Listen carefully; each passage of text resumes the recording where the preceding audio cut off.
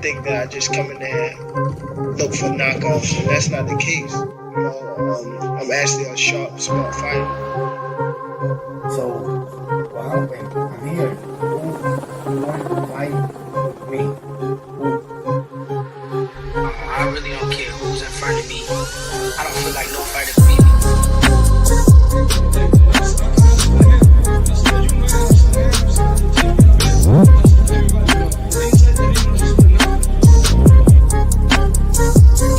My goal is to demolish everybody, to be honest. Everybody that's in my way. The pinnacle to any weight division is to have all the belts, all of the titles.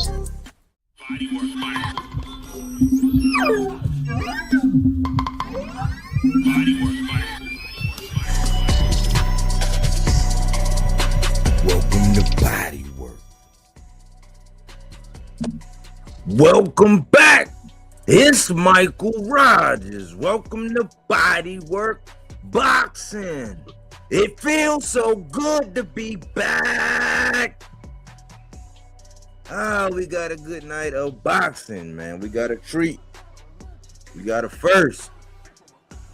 You know, I've been excited, man. I've been sat back and did my normal thing as far as my research and just settled in. We got a lot of boxing going on, man. Just gotta stay tuned, man, so people can't slide me a fast one. But we got AC and Melaza in the building. What's going on, fellas? What's good, bro? What's good, Melaza? What up, AC? What up, Royers? How you doing, guys? Hey, how you doing? Good. Cookie Monster say, mic check, 1 2 1 2, sounding crystal clear. That's what I like to hear. You know, man, I was kind of zoned out, man, staying abreast of everything that's going on there and getting this together, man. I appreciate y'all for actually getting it across the line, and being consummate professionals. All I'm going to do is do some housekeeping. Then we're going to cover the dynamics of the debate, and then we're going to get straight to it.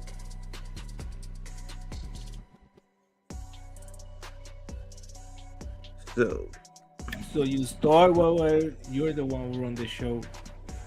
Yeah, I'm just going to do the housekeeping real quick, and then we're going to get into it. So that's just the latest things. You know, I always do that in the beginning, so that's what I'm going to do now. Number one, man, word on the street is that De La Santos signed with Zuffa, which I found kind of interesting because I know after that Keyshawn debacle, Jay Prince, he was heavily saying that he was going to try to sign him and stuff like that. I'm like, how is that going to work? But lo and behold, they saying that man going to Zuffa. So I don't know if it's a sign of things to come or what, but like, again, I'm still in the observation phase and just letting them get the flies out the ointment, and you know, I'm not reading too much into it. Although I believe Zuffa started the conversation about what we're gonna be talking about tonight in the debate. I think that's how we got off into it. I'm not sure, but that's what I heard. That's how we got off into it, because I made the statement about I didn't like about what Zuffa was trying to do with the Ali Act. Okay, yeah, so that's, yep, okay, cool. Thanks for that confirmation. Number two, man, Bill Haney announced Debo Dev going to the Teofimo versus Shakur fight, and they both on the list. That's what he's saying. And when I first heard it, man, I was just like, you know, I don't see Bill out there a lot, so I was like, okay, he done kind of, when you see and hear from Bill, salute, Bodywork, salute, Honeybee, I appreciate you.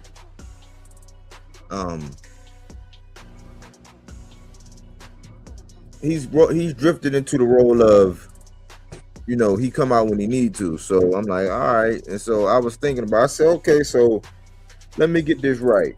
When he won, because what happened was Richardson Hitchens said he wanted the winner of Norman and Devin. And when Devin won, we didn't hear nothing about that.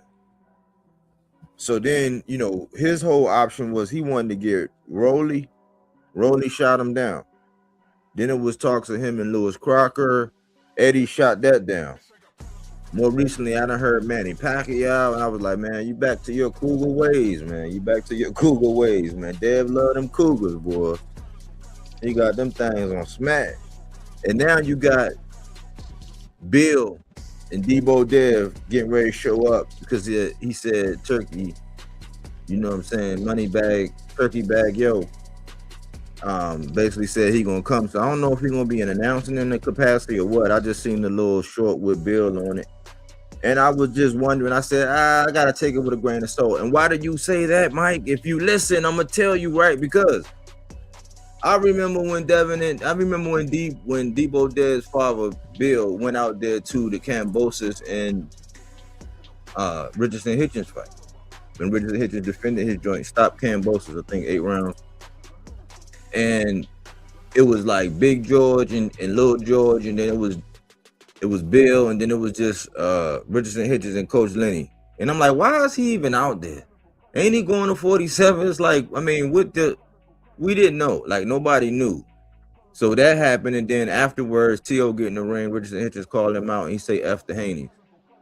So it was history and the track record there. But he went to that fight. You know what I'm saying? They went.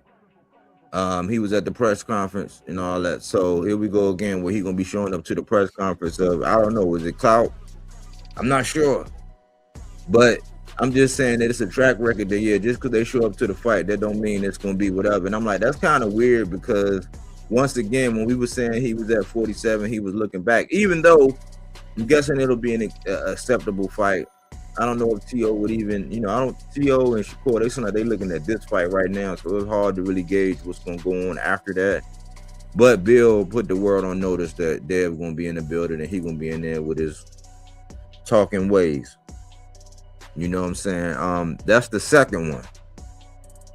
The third one, don't blink. T.O.'s message to Shakur.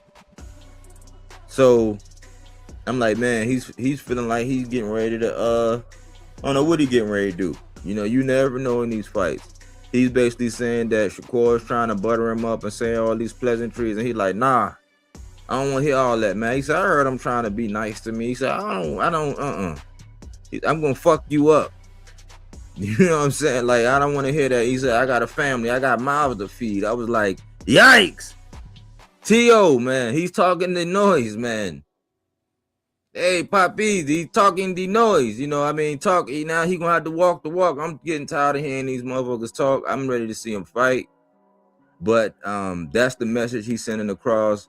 Shakur, of course, is coming by like he delusional, you know, blah, blah, blah. But he is giving him his respect or whatever. So it's like, it could be taken like, okay, that's gonna probably age well, because you ain't really getting out of pocket when it comes to the talk with T.O. But people saying that the pressers is boring. They're saying that it's not getting enough pub, you know. But everybody know that this is a good fight. You know, if 2 years ago when I did that pound for pound list, I think it's my number 6 and my number 7 is where I had them, I think.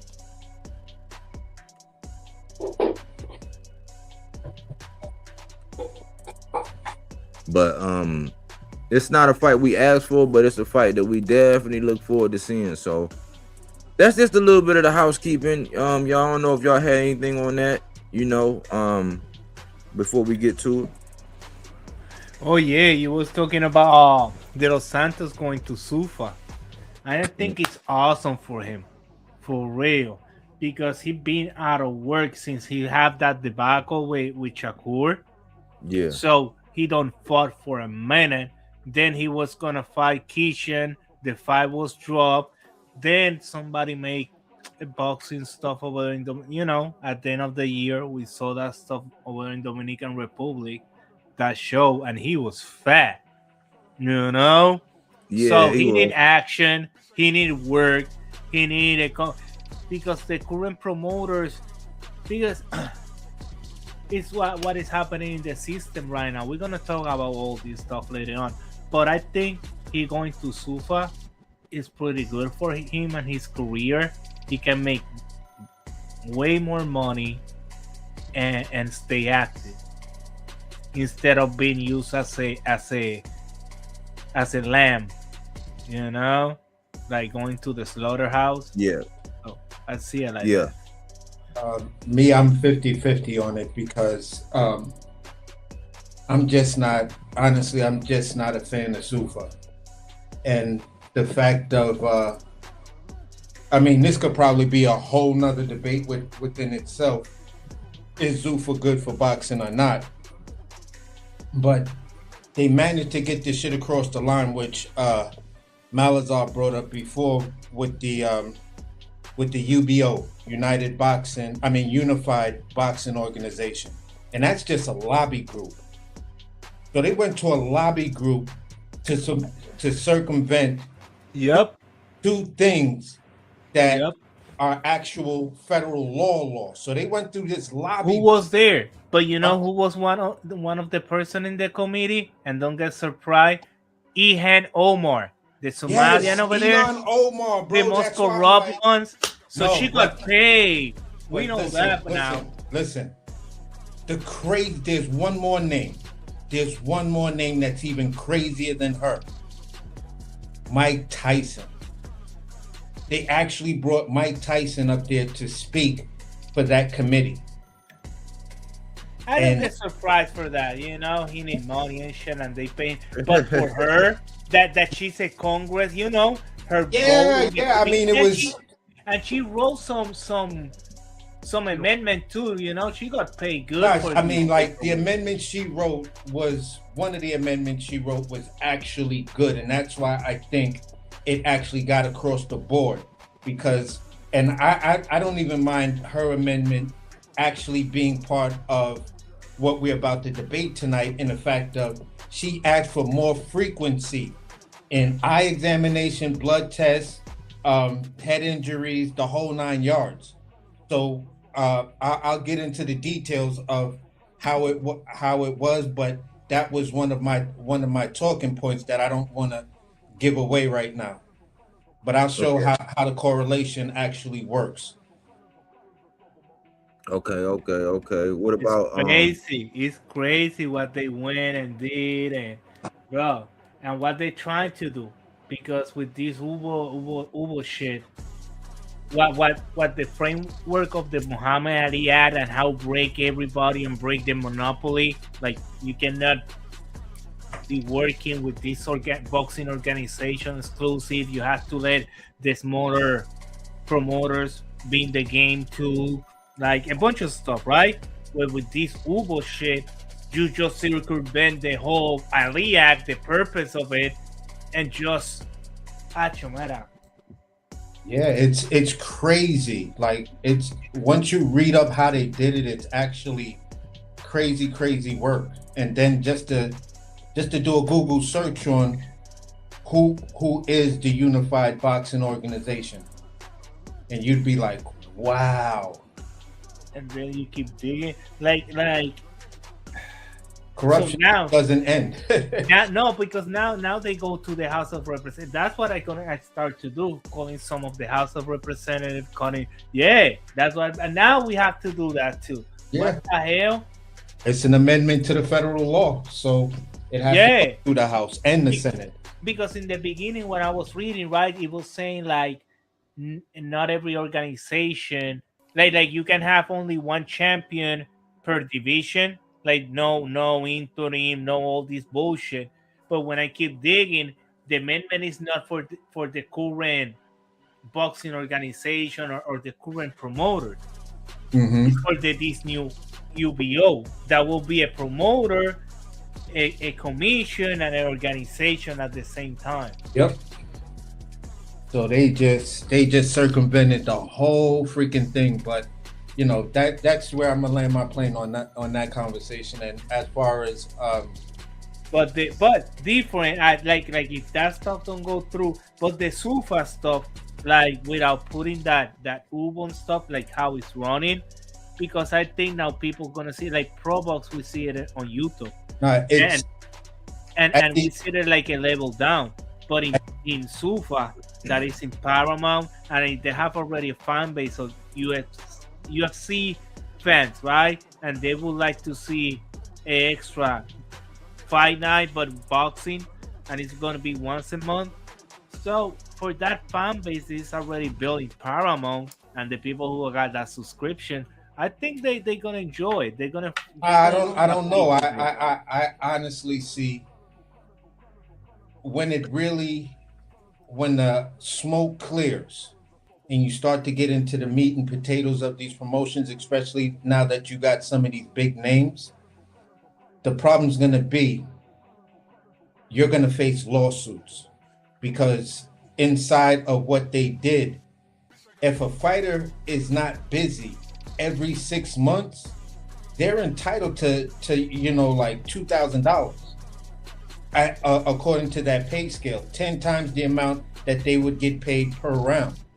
So that means it's $2,000. So you gotta, which is really chump change to these people. But at the end of the day, fighters may start to complain at the fact that, you know, you told us this is in your own bylaws, and you know what I'm saying. Even though it's $2,000, I still ain't got my $2,000. You feel what I'm saying? So for some of those smaller fighters that may be injury, it just looks like it's gonna be a mess to me. Like when it gets into the detail, all right, I was on injury. Who's to say, being that you run all of this, who's to say when my medical injury is over to where I feel better? You've taken that away from me. So if they're whatever, and you circumvented it, again, there's so many rules that are in the Ali Act that would have protected these fighters in that situation. So now they don't have those protections. So if the company tell you, you got to fight, you literally got to fight. And if you don't fight, they have the right to sit you down and pay you a bullshit $2,000. You feel what I'm saying? If I sit you down for the whole year, it costs me $4,000. $4,000. That's just crazy work. So I'm ready to get into this debate. So when we go freestyle, we could just like pick up on this conversation and show where the big, max size or train size holes are in the Zuffa deal. Okay. All right. Well, shoot. I think we got the housekeeping out of Z-Way. But everybody enjoyed a good little appetizer. What's going on, Melaza? Don't forget that the Sanders Sayas fight is gonna be in Tubi or Roku, in the top ranked classic channels they got. So that's another game changer for them if they know how to use it. Oh, okay. I like if they got that channel over there, it's in Tubi. Like people have it for free and they watch their top ranked fights, stuff like that. You got the whole card. You don't have like they have it in ESPN that is 2 hours, so you have to make the two co-main and main event like it's the only 2 fights you're gonna see of the whole card, and have to be the 2 hours. So they have to go 12 rounds now.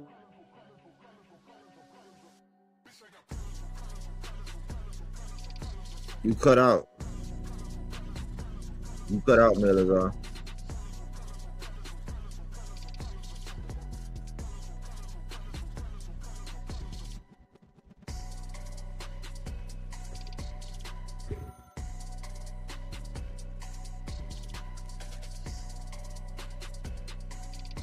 Man. Yeah, wow, man. So Melaza cut out for a second, man. I'm not sure what's going on. I know he got to tend to his fur baby for a second, I believe. But everybody enjoys a good little appetizer, man. Y'all ain't nobody backing down in this one. You know what I'm saying? I know you got, AC sound like he ready, man. I like that energy, man. So we just we're gonna chill out for a second, let Melaza get himself together, man. But I'm excited. I know he probably still listening, so I'm gonna go by. Basically, we're gonna start by going by what it means Like we're gonna define it because the stuff that's going on now, that's the revision or whatever that they're doing is still in Congress, which we'll get into. The original one, we got to go over everybody's understanding of it from your perspective and Melaza's perspective, and then you're going to state your stance, and he can speak to that. Then he's going to state his stance, and you can speak to that. And after that, we can open it up.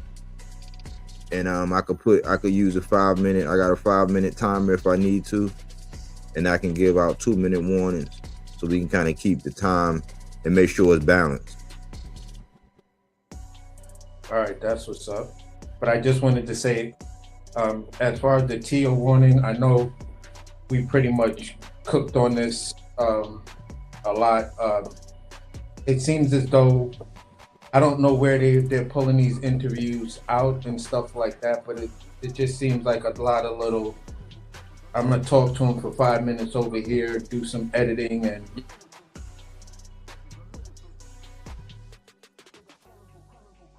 you still there?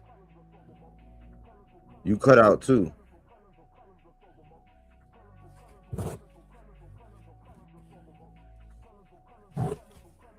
Oh, we don't have no technical difficulties.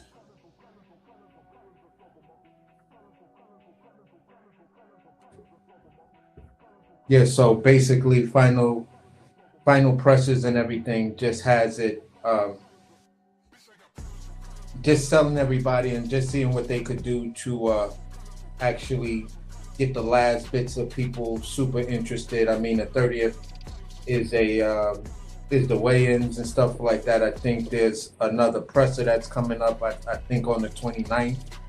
So we're gonna see what's really good. We're gonna see how they look sized up and everything else. So it's gonna be good. So at the end of the day, I'm actually looking forward to the scrap, looking forward to the card. I'm not one of these fans that's gonna blow their gasket on the fact that Xander is fighting on Doobie or Roku and stuff like that. Top Rank is already established. They're just looking for network deals. Yeah, that was throwing me back too. People clown anything, but casual be having the voice, man. I'm like that's bad. At least you can go somewhere because, like I said, you can't please boxing fans, man. Sometimes. Yeah, and at the end of the day, for me, it's like that's exactly what Bob Arum said. He said he was gonna look into some streaming platforms if it made sense for the company and stuff like that.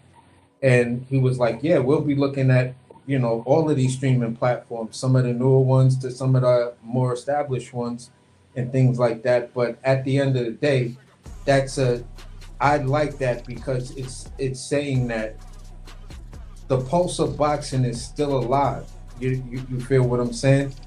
Even when something is on life support, you still bring out equipment to help it breathe. And being that Top Rank is looking for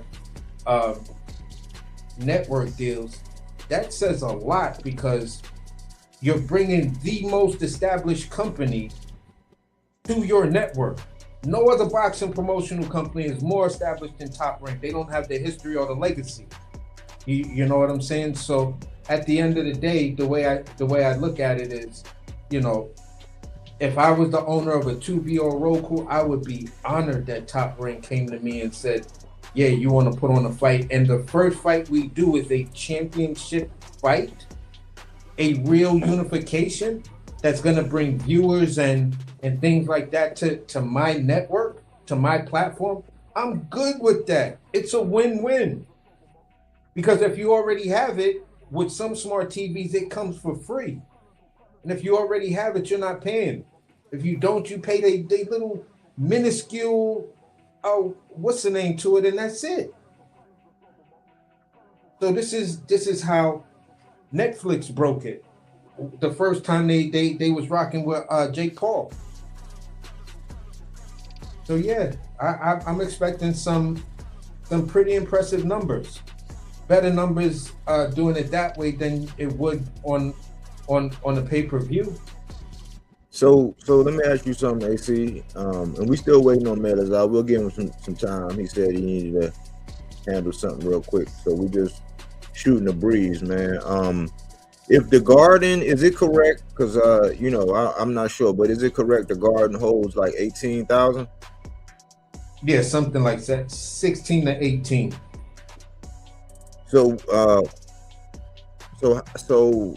like, how you think attendance is going to be?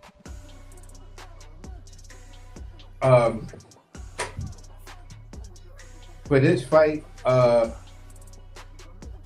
they're probably going to do a strong 16 and a quarter, and then you're thinking maybe 16 and a half or something like that. But there's going to be a good portion of tickets that go to A-listers, tickets that go to influencers, and tickets that go to friends and family and other other people. So I think I just feel it's going to be a sold out venue and stuff like that, or sold out event. I don't think it's going to be the type of event, unless there are some no shows, that once you get there you'll be able to cop a seat, whether it's the nosebleed. And the Garden really doesn't have nosebleed, because the way it's structured, it's high but not that high. It's more high on a deep slope than it is, coming down and having a nice, slope to it until you get to the bottom. That shit is like really deep, and it's kind of scary. So yeah, I just believe it's going to be a sold out event. Salute, Boom. Okay. Salute, Boom. Shit. Yo, what's good to the guys? Go ahead, buddy. My bad. No, that was Melaza coming back. Yeah, I don't know. I have a troubleshooting or something. I'm back now. Where we was? All right, so we were shooting the breeze on the event. How many seats the Garden hold? But we getting ready to get into the debate. We'll go over some things. You got something on your mind, Boom? Before we get started, man, how you been? Man, I've been all right, man. I've been all right. Chasing something different, so I'm excited for what's to come for 2026. Other than that, man, the little pre-camp that I had was fire, man. Got some good experience. Got to spar with a couple different guys. I've been good, man. Mentally, physically. Tomorrow I go coach my wrestling team. So I'm excited, man. I feel good. I'm excited for Shakur this week. I think that his life changes after this. And I'm also ready to see how Keyshawn looks. That's my bro for real. Nothing but love and respect for him. So hoping he all right and in a good headspace for the fight and the show. And then just shout out to Bodywork Boxing, man. They always putting out great shows. I want to mention something to the people that's watching for real, because I mean this when I say this. And during camp, I was really tapped in with Bodywork, and I was watching his shows and I was watching them live. And man, I just gotta say, I commend you, man. You really do real well with this, and I don't know, man. I just thought I should give you your flowers before you continue, man. You do an awesome job, and being real with you, bro. Like, man, you had me like waiting for the next show. Like, I couldn't wait during camp. So I just want to say, man, shout out to you and the work that you do, man. It's legit. Shout out AC. Shout out Melaza. I appreciate it, bro. I really do. I appreciate it, man. Yeah, I knew you was focused and everything, so I ain't really bother you that much. You know what I'm saying? So good to hear, man. Good to hear you in good spirits, and you know what I'm saying. I like the tone you got right now, man. That's good, and I appreciate the positive feedback. Means a lot, man. Yes, sir, man. Shout out to y'all, man. Shout out to the panel. Shout out to the channel. Shout out to the chat, man. We lit. Thank you. For real. Appreciate it. So what we're going to do is we've heard the Muhammad Ali Act discussed, right? And I've heard a lot of people. I've heard some good insight about it. You know, I like to take my time and get into things and see the pertinence of it. So what we're going to start with is, you're going to one person want to say, you know, what it means to them, the act. yourself and how they understand it. So you both get a chance to do that. So one person will go. I can put the time on for 5 minutes. I'll do the 2-minute warning, and the other person will go. After that, somebody gonna make their stance on why they are for the Muhammad Ali Act and make their, make whatever their claim is, and the other person will get a chance to rebut that. Then the other person gonna make their stance, and the other person will rebut that. Then we can have a freestyle, and we can time it. And I'm only using the timer so that until your time is there, you gotta stay muted. I'm not gonna mute anybody, but you gotta stay muted.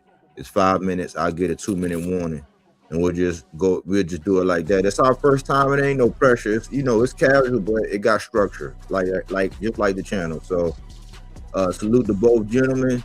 We got AC, we got Melaza. Who wants to go first? Basically, I was introduced as the co-host, so I'll be cordial and let the guests go first. Okay. So, why was the first? Okay, so Melaza, you're gonna go first. I'm getting ready to start the timer. I'm gonna bring AC down. I'm gonna bring myself down, and you got 5 minutes to define what the Ali Act means to you for everybody. All right. Okay. Go. For me, the Ali Act, when they did it in the 2000s, right? The HR 18, whatever, was because some boxers were complaining, some promoters was taking advantage, other small promoters that want to come out, like Mayweather Promotions or the Aoya and Hopkins, or little ones like Lekowicz and stuff like that. They don't have part of the big cake because the big cake was only served between Don King and Bob Arum because they got the connection with the IBF, the WBC, the WBA, and the HBO. So they got all the big chunk and nobody else was happy. But the customer, me as a customer, I was happy. I was watching what I like. I was watching good boxing. I was watching pay-per-views. Like, I was really entertained. So, because came out from a good heart, like, oh no, like these people need to be part of the game. They need a piece of the cake, and these promoters are not paying the boxer what they should. Like in other part of the countries, like Mexico and stuff like that, Panama, and yes, was going that shit. But in the United States, like back in the day when the mafia was taking care of the boxing, yeah. But when the boxing became in HBO, Showtime, ESPN, everybody was getting a big chunk of money. When it started to be pay-per-views, these boxers was buying mansions, helicopters, all kind of shit. But when they bring this Muhammad Ali Act that break the managers, break the promoters, but they don't brought a structure to it, right? So after the 2000s, yes, we have some fights and stuff, but start to being kind of like, but I don't want to watch this shit. Why the boxers taking so long to make these fights? And stuff start to getting like a lot of fan base went away. When COVID hit, the shit hit the fan because now you can make no fights. The HBO is gone, Showtime is gone, ESPN now is gone. Like, now you don't have a place to put the fights and have this income coming. So that's the reason they want to make this amendment and stuff and go circumvent the Muhammad Ali Act to try to fix it.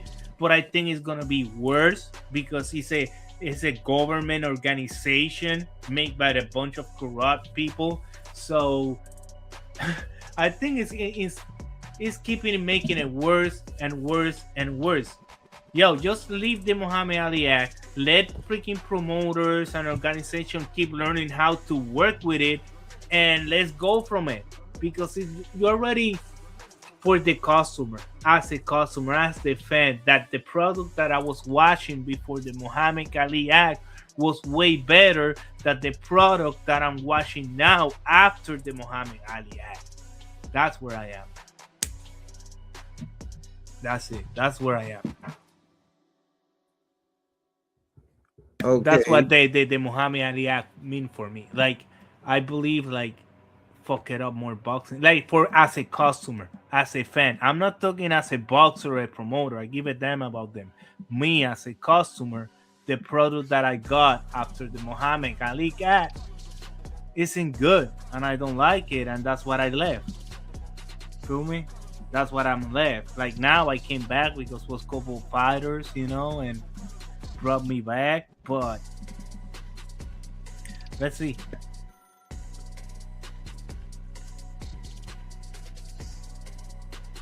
All right, because you still had a minute left, but if you A minute left? Oh, I can fill up a minute. Like, okay, I can fill up a minute real quick. Like, I believe, like, the promoter, you know, is the biggest structure.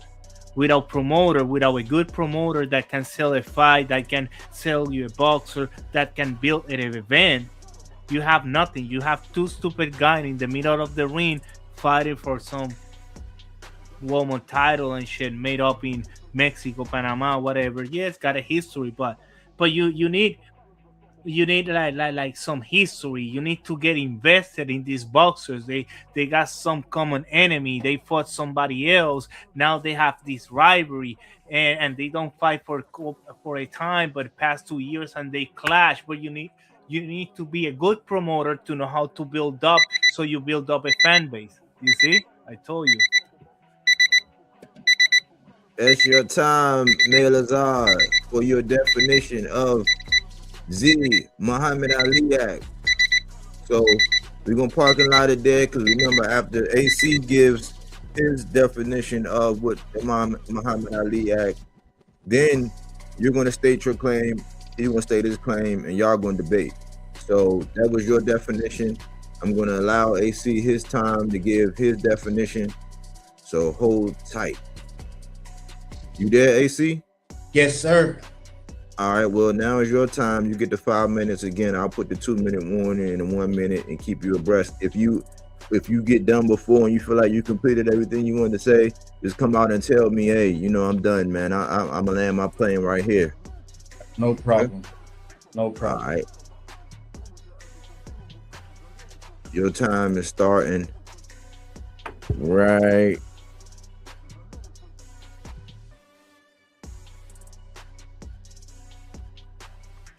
Let's see.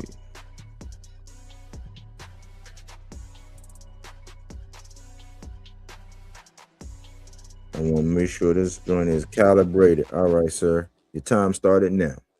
All right. So what the Muhammad Ali Act means to me is it is an attempt to bring fairness to boxing. And it gives that fairness on both sides of the coin. Boxing is a sport that's very brutal, and it needs regulation.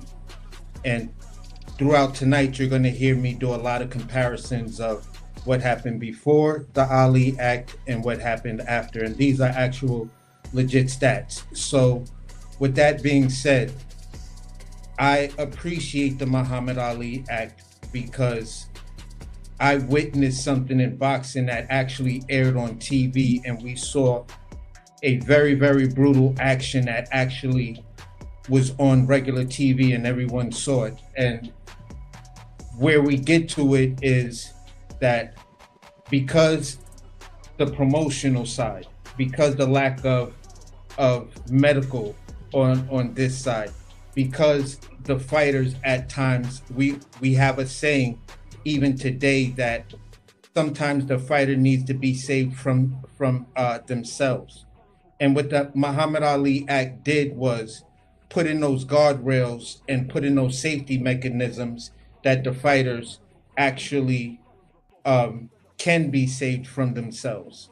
And I feel that's crucial because boxing is nothing without the fighters. The fighters are the most important key to the whole thing working. You know what I'm saying? Promoters will sell you something, but the product must work.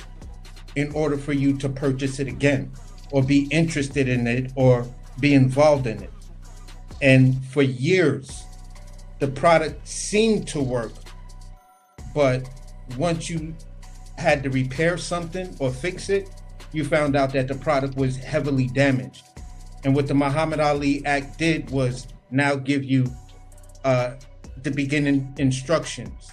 Okay, from here, you can build upon if you really want to fix the sport.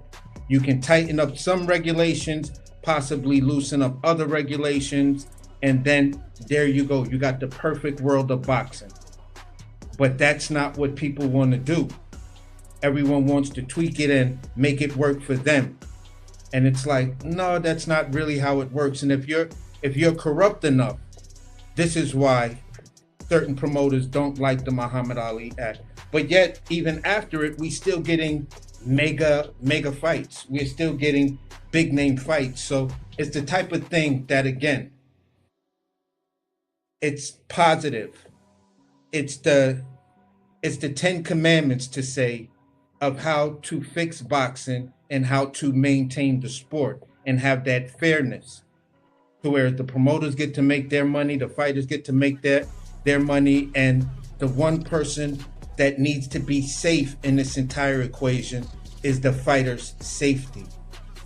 And that's, I think, what a lot of people miss is the fighter's safety, because with pay, if you make enough money and things are not covered, you know what I'm saying, even in that initial insurance that they may have for you because something happened in the ring that night, at the end of the day, you still need to make money to cover those emergencies.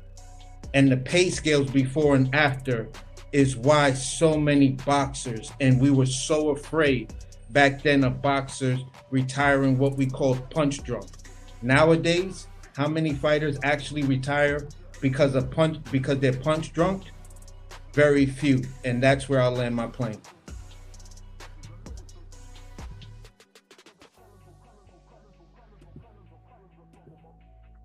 Okay. So we got Melazar's definition and his opening, you know what I'm saying, statement. Then we got AC's definition and his understanding. And I would say that Melazar, he actually kind of touched on, you know, the amendment, which is like what we're in right now.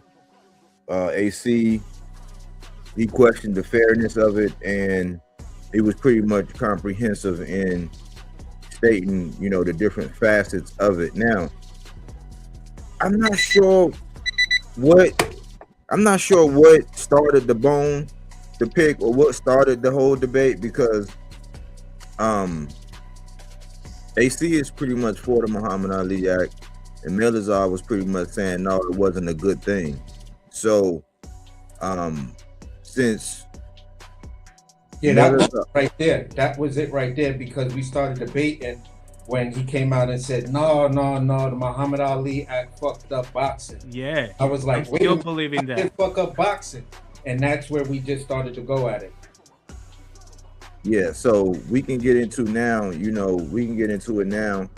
about who want to make their stance as far as like AC, you're for it, Melazar, you're against it. Who gonna crank it up?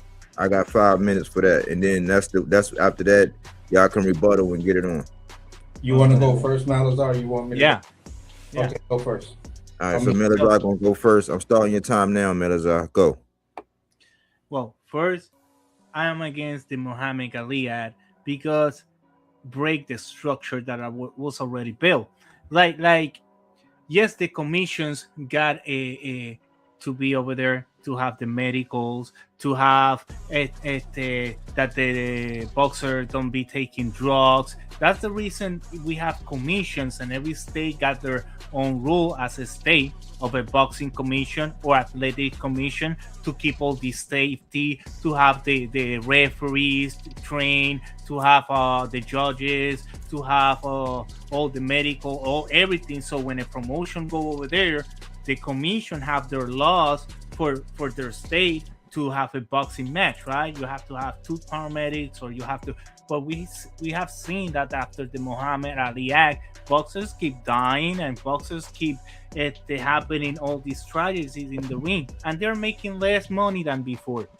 Before the Muhammad Ali Act, the boxers was making real money, was entertaining a lot of people. After the Muhammad Ali Act, and to they broke because they want to destroy Bob Arum and Don King back then. They was the promoters who was running the show. So how we break them? We make a law, a federal law, that a promoter cannot be a manager, that the promoter cannot have personal relationship with the organization, that the boxing organization don't have a say in the match. They only can sanction the fight and sanction the belts, right?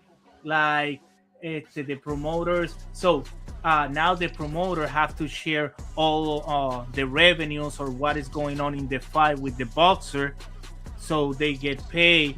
So it's like the promoter is over there to make money and promote these boxers. You can find a million boxers and make them famous and stuff, and put it the right opponent and build up something.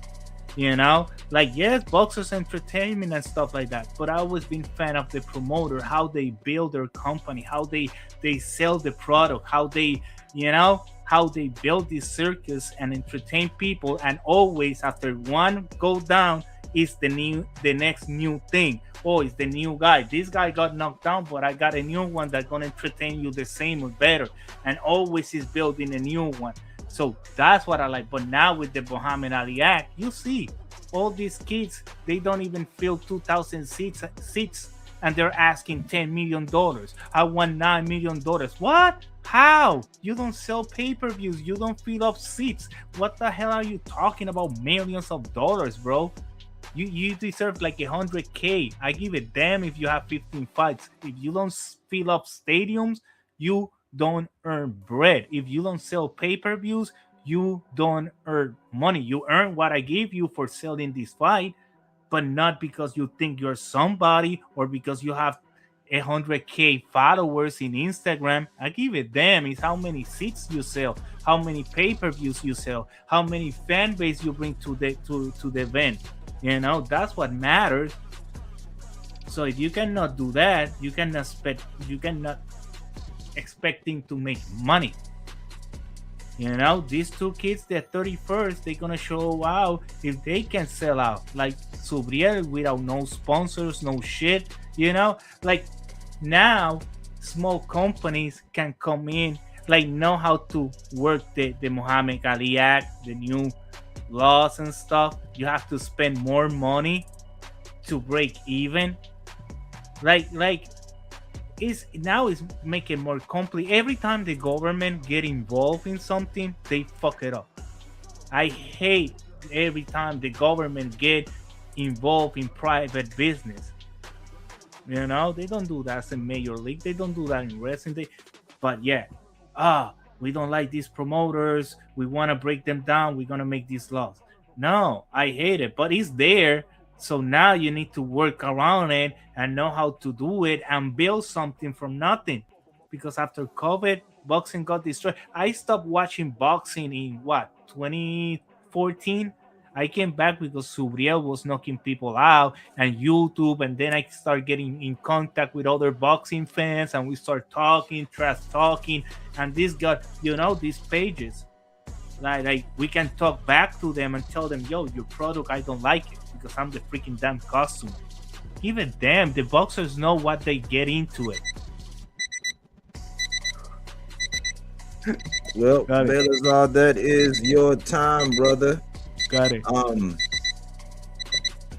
Great points, man. I'm gonna touch on what I took away from what you were saying, if I can, before I turn it over to AC. Well, hey, yeah. You know my accent sometimes. Yeah, so you're arguing that you're arguing against the Muhammad Ali Act, but you were still in favor of the fighter because you were saying that it pretty much damaged their money making. And you touched on the firewall with the promoters and all of that, the promoters and the managers. And but then you turned the curve and you said, but fighters got greedy and they had to get checked. You know, and you spoke to the glue of the business of boxing, like with the ticket sales and sponsorship and all of that.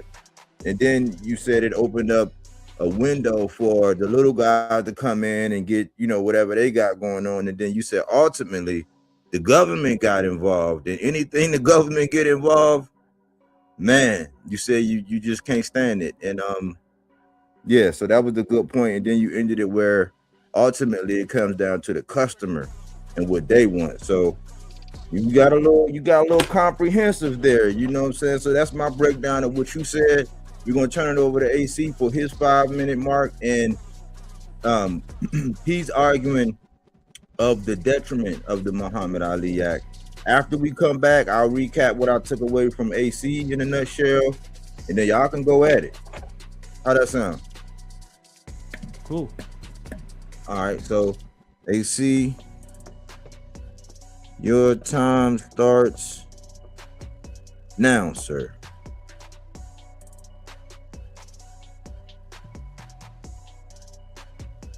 AC.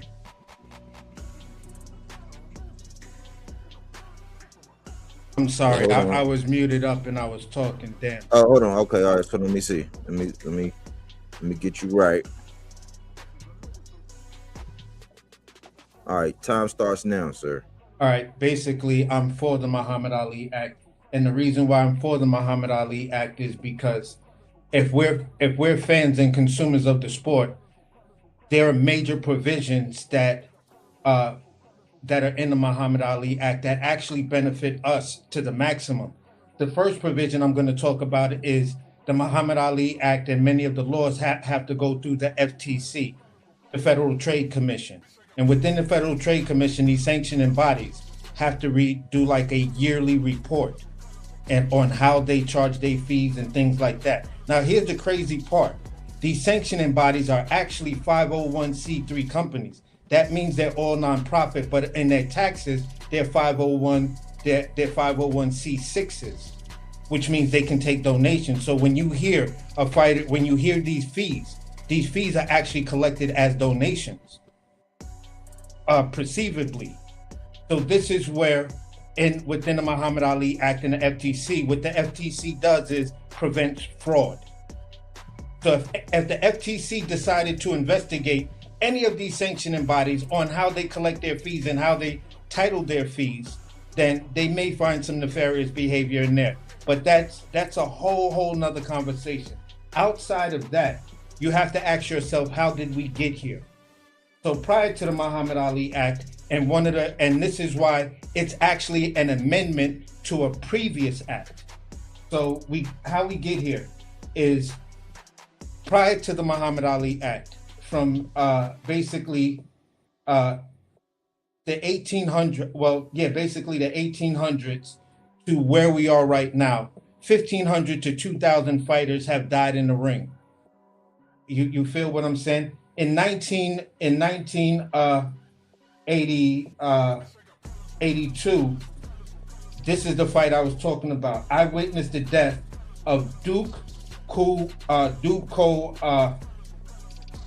Kim. As Duke Kim, he was fighting Ray Boom Boom Mancini. He died because Ray Boom Boom Mancini just beat him up that bad, brain swelling and all of this other stuff. Because of that, this is where Body had a conversation way earlier where he asked the question, why did they change the boxing from 15 rounds to 12 rounds? That right there was the fight that changed it from 15 rounds to 12 rounds, and then passed the law that the fighters' gloves cannot be these small gloves no more. You can't fight in a 4-ounce or 6-ounce glove. It has to be 8, 10, or 12, depending on the weight class. So there was some structure. In 1996, we had the Professional Boxing Safety Act. That thing had rules and things like that, mostly dealing with safety. The Muhammad Ali Act was an amendment to that.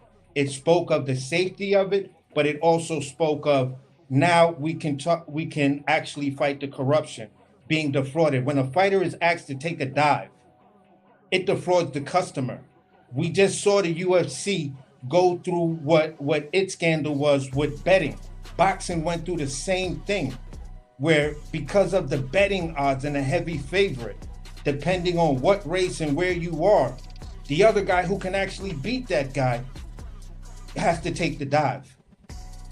So that's a defraud to the customer. You know what I'm saying? So when we talk about making the big fights, yes, some of these big fights that we did see, there were rumors or things around some of these fights that maybe one of these guys took a dive because it was strangely odd that they just put their hands down and they just stopped throwing. And it's just stuff like that. And that's what the Muhammad Ali Act that was signed in 2000 was supposed to curtail, again, with the FTC. Now the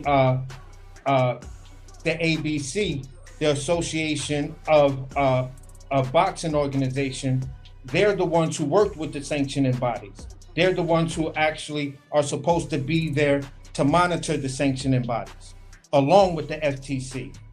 You feel what I'm saying? So when we look at how the sanctioning bodies act and their fees, and we just saw the whole Terrence Crawford thing, we saw, Errol Spence, we saw Tank, we saw all of these fighters that been trying to warn us about the sanctioning bodies. You feel what I'm saying? The Muhammad Ali Act is supposed to do something about that. The FTC is supposed to do something about that. And this is where I was talking earlier of, okay. Well, AC, that is your time, brother.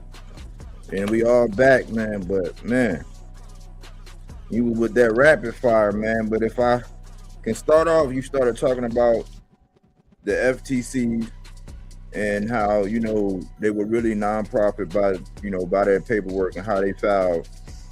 But it was a little bit of the wolves in sheep clothing in that aspect, because their big major thing was all of these fees. You know what I'm saying? It's almost like the tithes and the offering.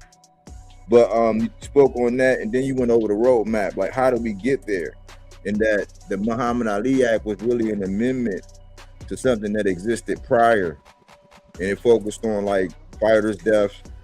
You gave a huge example of the Duke versus Mancini, which dropped about the history and why we go from 15 to 12 rounds. You talked about they came out with something about the glove size, and the revision was like a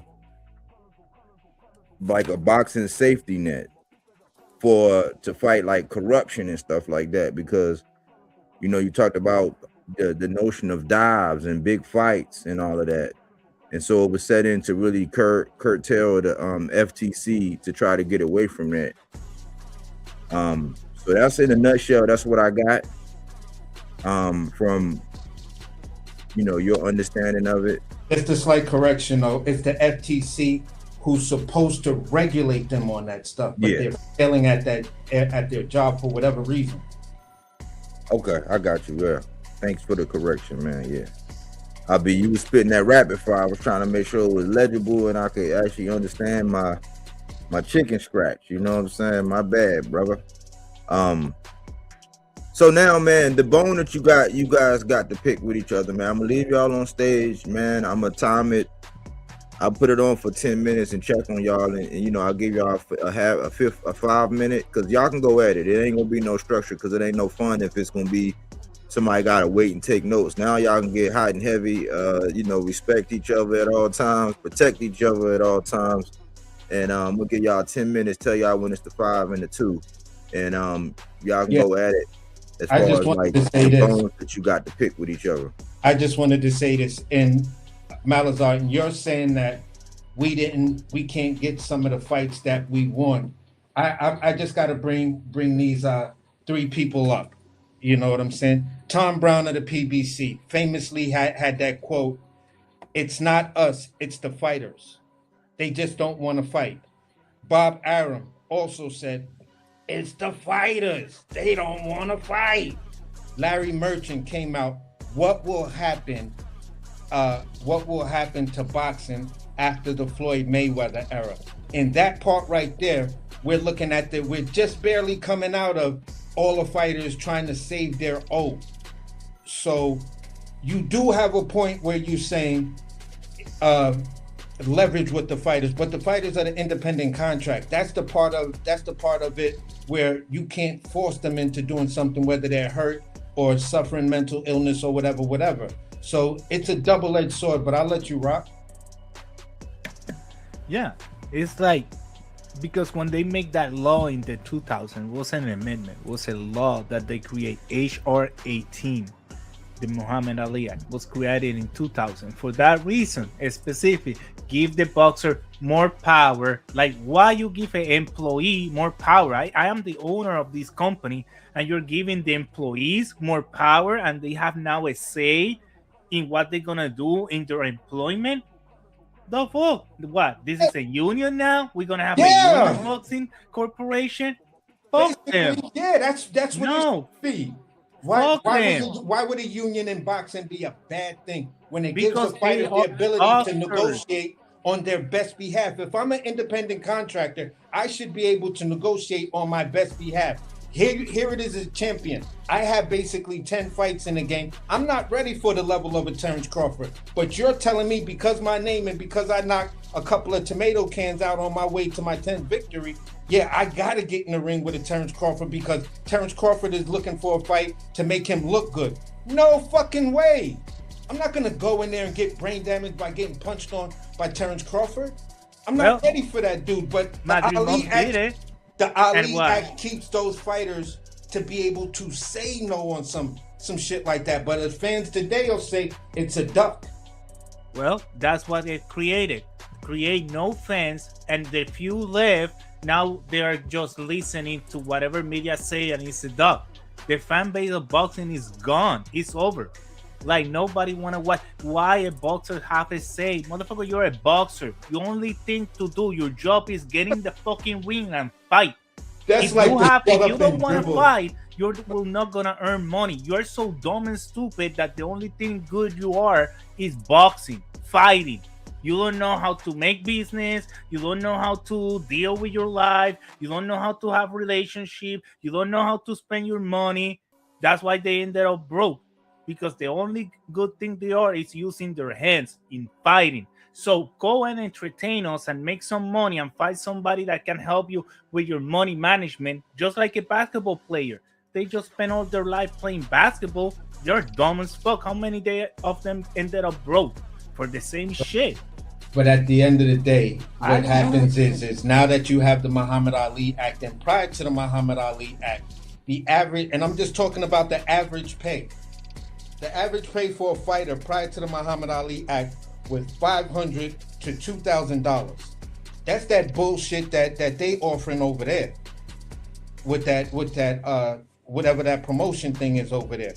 The average pay for a fighter today is $43,777. If I suffer brain damage or I need emergency help, I'd rather make that $43,000 than to be fucking around with that $2,000. And at the end of the day, the way I look at it is, I'm the motherfucker getting punched in my face. How fucking dare you tell me what I don't have a say in my own safety? Because I am the one paying the money to you get in the ring and get that $43,000. I sell the tickets. You ain't paying shit if there's nobody to buy it, if there's no fighter. So I will be watching another sport then.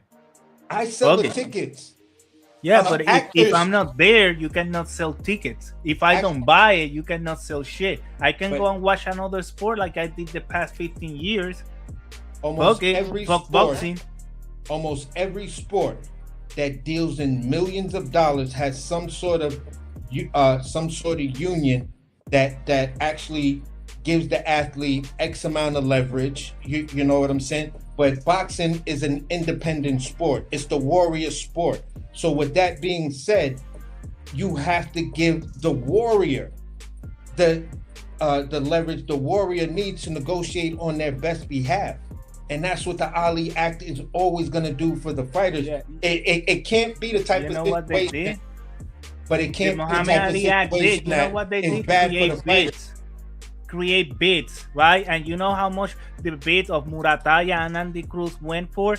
$500,000. They was fighting for a title in a freaking theater like for that zone streaming when that fight can be made at the live pay well paid. They can make $1 million each one, but no, thanks to the Muhammad Ali Act, they ended up getting paid what, like less than It wasn't 100K.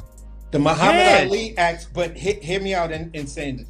The Muhammad Ali Act, that portion of the Muhammad Ali Act actually is the thing that benefits the promoter, because the promoter gets to keep all of that money. The purse bid is what the purse bid to the promoter is the promoter's best friend, because now I'm not obligated to pay you all of these millions of dollars. Right now, the number one, the market told you the value of this fight based on who bid on it. Number two, the market also told you your actual market rate. This is why Devin Haney walked away from his fight when he wanted to go on vacation for a year. This is why Andrade walked away from his fight. This is why so many fighters walk away, because the purse bid is not the fighter's best friend. It's the promoter's best friend. The promoter gets to say, okay, my whole thing is, if don't nobody bid on it, guess what? I can bid whatever the fuck I want to. I could bid a $250,000 if nobody else is doing it. That's the way auctions work. And a purse bid is just a fancy way of calling it an open auction. And who get fucked there? Me. This is the why customer, the fighters, the one who paid the money. So if I'm not gonna get that crap, I can take my money and go and spend it in another but you sport. still got to see the same fight under that purse bid. No. Right now, Bakaram. I didn't watch it. I didn't watch it because it was in that zone and the card was not interesting. I'm not gonna pay $30 a month to watch one good fight maybe every 3 months. Okay, I hear you on that. You're the consumer. You spend your money the way you see fit for the way you spend your money. And right but now, what I'm saying the is boxers this. are not fighting. If the boxers are not fighting, they're fighting one time a month, one time a year, one time 18 months. How am I gonna get invested in that freaking character, in that boxer, if he only show up one time a year, perform one time a year, perform every 18 months? Fuck it. So I will not. That's the reason the 31st fight in January in New York, they say the seats are empty because these motherfuckers don't fight enough. They don't fight 3-4 times a year, so people cannot get invested. So people don't spend their money, and that's what the Muhammad Ali did. I believe you have a point where you talk about what the fighters are not doing, but what I'm trying to say is the purse bid is actually the promoter's best friend, because the promoter doesn't have to come out and the promoter's still going to get the same money. The network is still going to give him a nice big paycheck. The views is what the promoter is actually looking at that point, because now he could build his next card on the views, even though this fight went to purse bid. But for the fighters, your job was to negotiate. That's where you had your leverage. But because you two motherfuckers wanted to be prima donnas, now this is why the shit is in purse bid. Now you lost your leverage. And that's where the Muhammad Ali Act works on behalf of both of them, because it gave the fighters the leverage to make the fight. We'll give you the opportunity, make the fight. State your demands, state your needs. We'll see if both teams can agree. And that part is called negotiation. When you two knuckleheads can't negotiate, then guess what? Now we're gonna put it in the promoter's hands, and y'all not gonna like that shit, because the number that he's willing to pay ain't the number that you looking to make. And that's where, for me, the purse bids and the Muhammad Ali Act are perfect. They're a match made in heaven, and I don't have a problem with that. I love that part of it, and that's where I land my plane, or at least in this section. I hate it because nobody's making money. Like the promoter, yes, buy a purse bid really cheap, but then what they get? A really cheap budget, because they are just running by. Right now is that zone like that, or if Netflix get involved, maybe you get a little better budget. But the boxer is not making money. The product is not even good product, because when I watch it on TV, the freaking production is trash. So it's like nobody's winning. Like back in the days, these motherfuckers have real money. They was not fighting for $500,000 purse bid. Hell no. The promoters have them having real good fights, having real good events. The product was good, the production was good, and people was invested. Right now, people are not invested. People, and Sufa is gonna, if they approve that shit, that I'm very against it, the Ubo, if they approve that shit, yes, they gonna, little bit by little bit, they gonna take control of boxing, because they're gonna hit a market that being empty for a minute. It's a void. It's a market that's a big void. So the time is up. The time is up, and I just want to clarify some things that I took out of it. So initially, Melaza was pretty much trying to avoid the union concept. You know what I'm saying? Like, you know, and AC is like, well, why is anti-union? Like, what's this anti-union energy? Because the union benefits the boxing. At this point, it dawned on me, if I'm right, it seems like AC is looking at it more from a boxer's perspective, and Melaza looking at it more from a promoter's perspective. And Melaza was basically saying that not just promoters, customer perspective. As a customer, pretty much started creating purse bids, and as you know, and blaming the fighters because the fighters wanted too much. And Melaza was basically saying, listen, you don't know the business, you supposed to pretty much just fight. You know what I'm saying? Like, just fight. And AC is rebuttaling that, you know, it's for protection, and it gave them the ability to be able to say no and give some kind of pushback. So y'all pretty much was arguing from the fighter standpoint on AC side and the promoter's standpoint from, you know, on Melaza's side. AC argued that in the purse bids, promoters can benefit from the views and use that as leverage. And he argued that it kind of like helped both, because the fighters get to fight. The network is going to pay the promoters money, so they're going to make off like a fat rat. But it seemed like Melaza are still like, no. Like, that, I don't know. Am I in the right ballpark? Well, yeah, I was like, no, because me as a customer, I'm not getting a good product. I'm not getting the boxers enough time in a year, you know, because they are too like, oh no, I want this, no, bro, you're a boxer. Your job is getting in the ring and fight. Look, I know what he's doing. Like, all these boxers before the Muhammad Ali Act are legendary because their records and their dates and time and how many times they fought and who they fought. You know, it's not the titles and holding 4 titles, and no, was that you was fighting and people was investing in you because they see you 3-4 times a year. Now, if I'm lucky to see you 1 time a year, is oh my god, he fought 1 time a year. That's if he fight 2. Oh no, you broke a record fighting 2 times a year. When back in the day, I gotta debunk this part right here, and just give me 1 minute. All I'm saying is, when we talk like that, we're missing the fact that those fighters back in the day were actually hating on these younger fighters who are able to negotiate and make more money. Look at all the pushback from all the legends, especially that classic beef between Sugar Ray Leonard and Floyd Mayweather, to whereas Sugar Ray Leonard was pissed off at the fact that Floyd Mayweather was throwing money in the camera and all that. He said it doesn't look good for the sport. Yeah, don't look good. But it's the same thing. But hear me out. It's the same thing Bill Cosby tried to say with Eddie Murphy, not realizing that Eddie Murphy broke the record for Saturday Night Live. He was the first black talent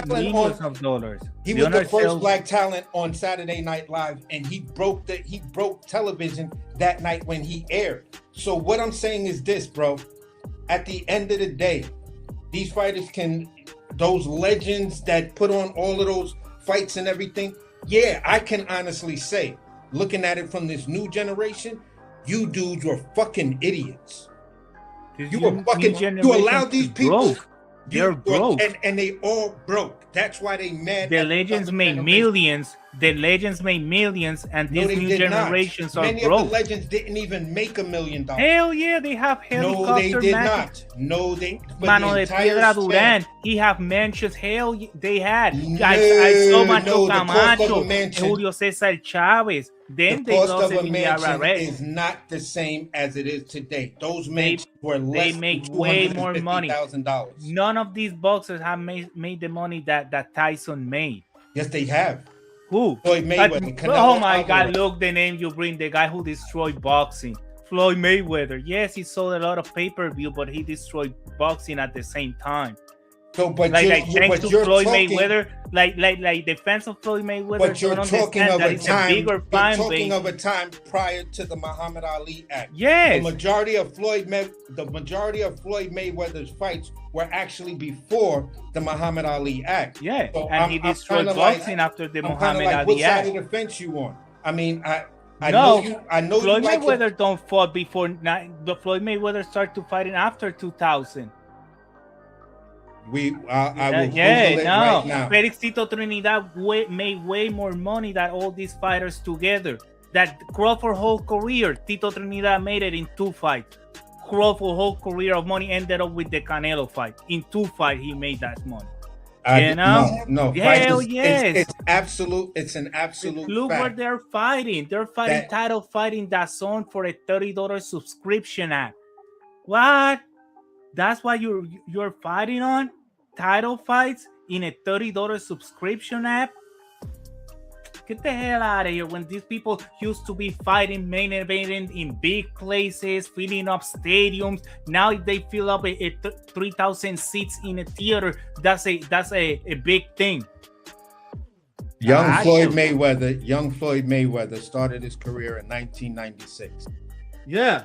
And So when we're he talking broke about up with we're Bob also Arum, talking about those when of when us he who- started 90, he wasn't we're making also that money. talking about of those of us who followed him during his Olympic journey. We knew Floyd Mayweather. So Okay. at the end of the day, all I'm saying is this: he did some great work prior to the Muhammad Ali Act. After the Muhammad Ali Act, he made all of this money that you said fighters can't make. So I'm trying to figure out. He Would said you- that he made that money selling pay-per-views. Yes, it's true. And he took that money and he took the pay-per-view and just given nothing back to the boxing entertainment. And what happened? He started a company that Yes. made other young black fighters millionaires. They don't become millionaires. They're freaking broke going to another companies. Yes, that happened. Who's What broke? with AB, Tank and what Davis is happened broke? with AB? What happened with Tank AB? Davis is broke. David Benavidez is broke. But Benavidez is not with Mayweather. They're doing their own thing. They're not But with I'm just Mayweather. asking you because these are And yes, Latin and black Benavidez is fighters broke. that PBC Benavidez made don't have millionaires. that money that Because boxers of back in the what- day used to have. because of the pay increase Do after you the think after the Mira, after Roy the, Jones, Muhammad Roy Ali Jones Act. have 20 times more money in But 175 you said- pounds hold on, that but you that said- Benavidez have today. But They you don't said fill up boxers today are stadiums. not businessmen. This guy that I'm talking about right now is a businessman because he looked at the Muhammad Ali Act and figured out how to maximize his profits off the Muhammad Ali Act. Who? He started his own promotional company. Who? Floyd Mayweather. Yes, and he get himself a lot of money and that's it. And a Yeah, lot of because fans. now look at every fighter right yeah, now. Every but fighter right people who now think wants to to start a fight- promotional company. Every Yes, fighter stop right watching him. A little bubble stay with him, and the huge fan of boxing left because never liked it what he was doing and how he was selling his fight and how he ended his career, and they left. now, they were A big casual. chunk. They No, were we are diehard not boxing casuals. fans. We're not casual. We don't like that shit that he was doing. We thought that was an insult to boxing. It wasn't an And we insult left. to boxing because Yes, he's we just a felt that was an businessman. insult. Maybe for you wasn't, but for us was. How And is we it? left. Hold on. We Because left.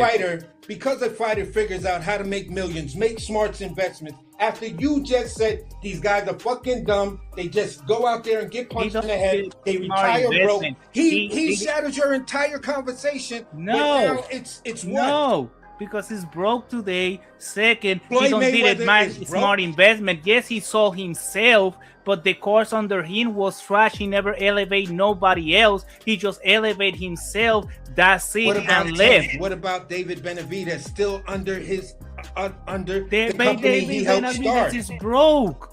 He's David broke. Benavidez is broke. I do Yes, not believe for that. who the boxers who used to have way more money before the Muhammad Ali Act. After the Muhammad Ali Act, the boxers are broke. They don't fill up stadium. They don't sell tickets. They have to play and fight in freaking DAZN or some app Well, to maybe I'm make gonna some say budget this. money. But they cannot Evo sell versus pay-per-views. They Batervia, two cannot sell non-American shit. dudes, they sold that shit out. Where? Who? At the end of the day, Bevo versus Batervia. You feel Where what I'm saying? was We that? just saw- Where was that? Where? It doesn't matter. Yes, But you're matters saying they because don't they sell. lost. Because over there in Saudi Arabia is no Muhammad Ali Act. The But Muhammad the Ali Act fighters is still in the have to United work States within of the America. Muhammad Ali Act. Just The because Muhammad you're in Ali another Act is country, American that was law. not sanctioned. That fight could not have been aired or sanctioned without the FTC's approval. No, the BBC. You're another commercial. The BBC is the one who sanctioned that fight. The BBC, the British Boxing Commission. You have American fighters. But you are not in American soil. But that If you're doesn't not in matter. I American can't- soil, you listen, don't run by the American laws. Those are the laws It of the applies to country, me of because the I'm United an States of American. America, not It the applies world.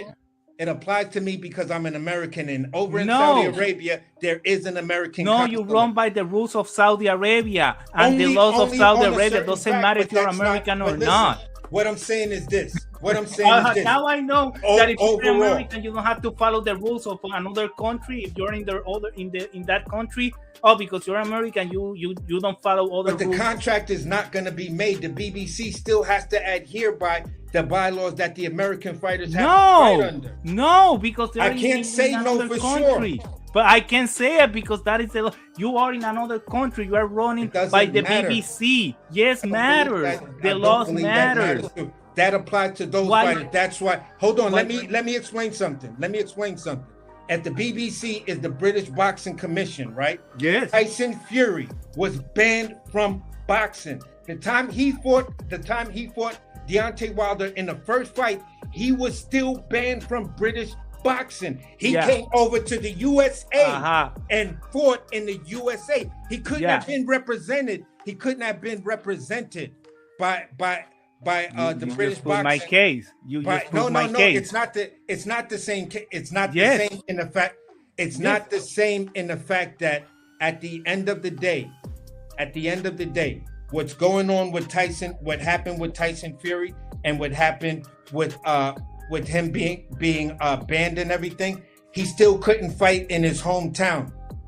Mike Tyson, He was- when he bought he the applied. Tyson Holyfield Fury ear, he applied couldn't fight for in a the US and boxing he fought license in England here. by the England rules. So he he applied was for banned a in boxing England. license here. So once he was granted his boxing license in the USA, he was no longer obligated to those rules, to many of those rules. So they couldn't interject in that manner. But if we're negotiating and this is an intercontinental thing, and you're not even a recognized boxing promotion, you're a brand new entity. You're pretty much a brand new entity trying to do this mega card and stuff like that in the sport of boxing. So at the end of the day, you have to bring all of those different entities together to make sure everyone's fairly represented. Now, when it comes down to those laws, Tyson Fury can easily wrote off anything that the BBC had over him that may have he may have had to register. He's like, no, I'm not dealing with them. I'll deal with them later. Right now, I'm putting in my petition to become an American boxer. There he can apply. No, it's not Hold becoming on, an let me American finish. boxer. There That's he not- can you- apply no. for a temporary American No, you make it visa. scramble eggs over there. No, No, you bro, you don't. I'm telling you how the visa situation works. No, I'm telling you, no, it's not this the is different visa ways you can situation circumvent those. neither. We're 50 states. We have 51 boxing commission, okay? The BBC is in England and control Europe and Canada and Australia. That's what they control, right? So, but if you got problem in the BBC, that is another continent, other laws, but you come to the USA anyway, you have to go to the state athletic commission. If you're in New York, you're going to run by the New York Athletic Commission. If you're in Texas, you run by Texas Athletic Commission. If you're in Puerto Rico, you run by Puerto Rico Athletic Commission. If you're in California, it's the same. So we have different rules in different states because that's our federal law. But doesn't matter if I am over here and the United States, the United States don't want me. I go to another state, but the Muhammad Ali Act don't cover me. In England, Canada, Australia, all those places is no Muhammad Ali Act. Boxers don't fight under Muhammad Ali Act. If you fight in Saudi Arabia, you don't fight under Muhammad Ali Act. That's the reason they have more fights over there. Over here, we're losing boxing because the Muhammad Ali Act gave way too much power and way too much thought to boxers when they are the employee. But the customers, but they're the independent contractors. I'm not an employee. I'm not an employee of any sanctioning body. I'm not an employee of any promoter. They actually work for me. No. Yes, the fuck they do. This is why. That's the problem. That's the reason boxing got into. So y'all going back. Y'all going into another debate. But I wanna do something real quick, y'all. I wanna do something real quick because it's a couple tie-ins. I want to make sure that we got an understanding. Boom, you there? Yes, sir. Yes, sir. So what's your take? Like, I got the notes, I got the minutes and all that, but what's your take in what you're hearing right now? To be honest, I like AC and Melaza. They're doing a great thing. They're breaking it down, man. The Muhammad Ali Act, though, it's a difficult situation for other continents. They don't not taking nothing away from you, Melaza. So they just don't understand it like how we understand it. So I don't know if they just misinterpret the act or how they look at it, but I don't know that both sides look at it different. You know what I mean? But I don't see a problem with it. I think that it does something for the sport. You know what I mean? And technically, Melazar, since I'm a fighter myself, one thing that I want to implement to you is my coach, Bomac, he always tells me that he does work for me and that I do not work for him. You get that, Melazar? So like I'm saying, like AC is kind of like telling you a real point that us as fighters, we are not the employee. The employees are people that we are in contracts with. Meaning like I'm contracted, basically what AC said to you. I'm contracted. I'm not employed. I'm not clocking in. It's none of that. You get what I'm saying? So one thing that I did kind of want to tell you is that my coaches always do tell me that they work for me. And that's they the get only paid thing. from your first. Espérate, see. But you know, for you who work, is for us. ¿Tú entiendes? Because if we are not there to cheer for you, to pay for your ticket, to pay for your pay-per-view for your fight, you are not getting paid and your money go to a purse bit. ¿Me entiende? We, the customers, that's what I'm saying. We are getting screwed since they implemented that Muhammad Ali Act. We're getting nothing for our money. If we get a fight every a year, that's a lot. And as a customer, I don't want that. I'm paying money to watch my favorite boxer get in the ring and beat these guys. I don't want if he win, I'm gonna be there for him. If he lose, I'm gonna be for them the next fight because he proved myself that he earned my respect and he earned my hard working money, because I have to go and bust my ass for 8 hours to get that $50-$80 to buy that pay-per-view or to buy that subscription. And but no, that's the depreciation. That's the depreciation of the sport right there. Like, what I'm trying to get you to understand is that, bro, you're not going to work for me. You get what I'm saying? So you spending your $50 and $80 is you by choice. As a fan that you want. It's not by choice. What you think when I talk for Subriel Maria's back and fight for him is by choice? No, because he proved myself to me like a customer, like a fan of boxing, that he want my support. You know, I see his sacrifice. I see how he don't say no. I see how he fight, and of course I'm gonna back you up because I am the one sweating, and like me, you know what? It's a million of people that think the same way as I do. But he It's not blames. just me. Are You know, listen, millions.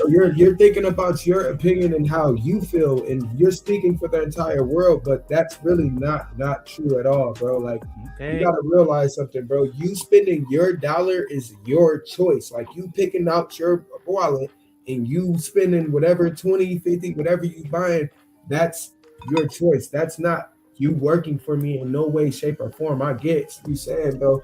You're basically saying you want to see your fighter fight almost every month, or you know. No, not every month. But At least every what 6 type of months. schedule- What type of Oh. schedule? So let me just ask you this: what type of schedule you want your favorite fighter to have?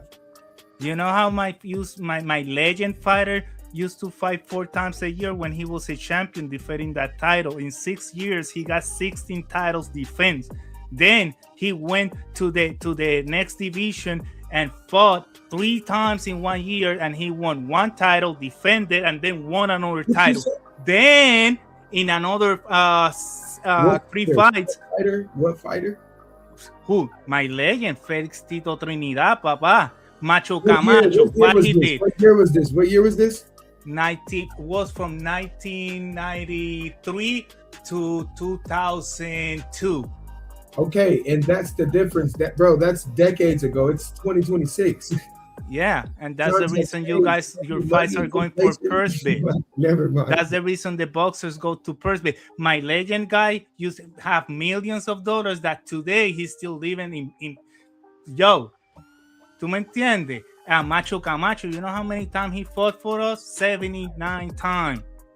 And never was knocked. Like, bro, Oscar de la Hoya, how many times you think he fought?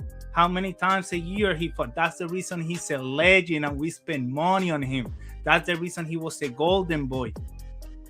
Because they show us like, yo, invest in me time, effort, and money that I'm gonna entertain you till Okay. you're Okay, why. Malazar, but you're saying one thing that's a constant in what you're saying, and I don't know if you're realizing that the one constant you're saying is the one thing that it doesn't matter before or after the Muhammad Ali Act.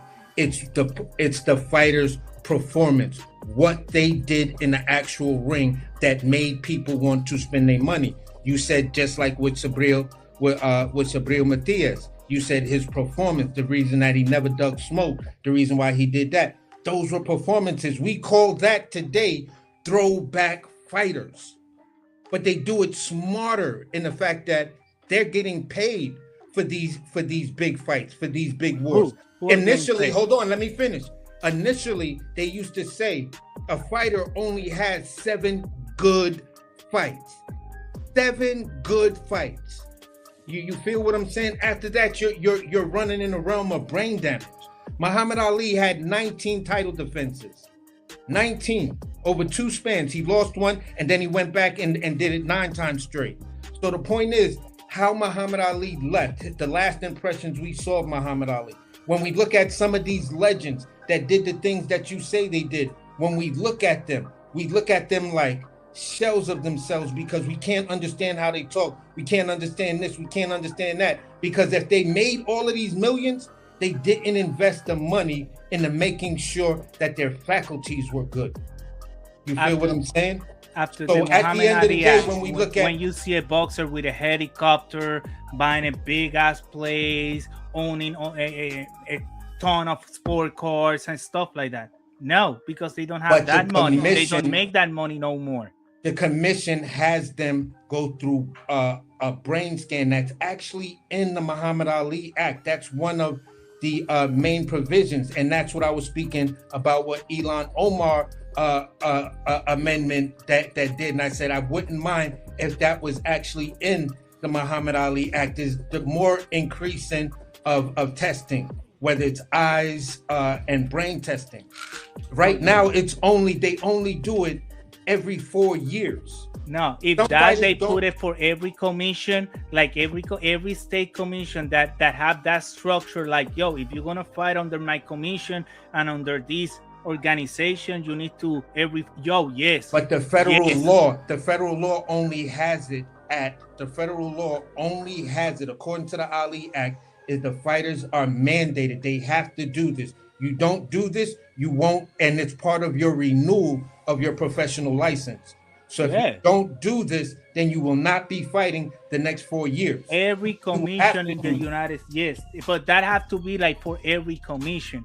Not the commission if they no in the whole the commissions will not. The commissions in your state is going to give you your license. Yeah, that's what I'm saying. But you still have to take that, and the commission still has to know that you went, you did it. So the commission is still part of it. But the whole point I'm saying is when you said that the commissions, do their own thing because it's 50 different commissions. I was saying, but they still in many different areas still have to coincide with what's on the books. Now, if the commissions petition, we get a petition from the commissions to say, well, listen, we like what Elon Omar suggestion was to the amendment that they just passed that early 2026 and stuff like that. So we want to implement that amendment, this specific amendment from Elon Omar. We want to use it to update the actual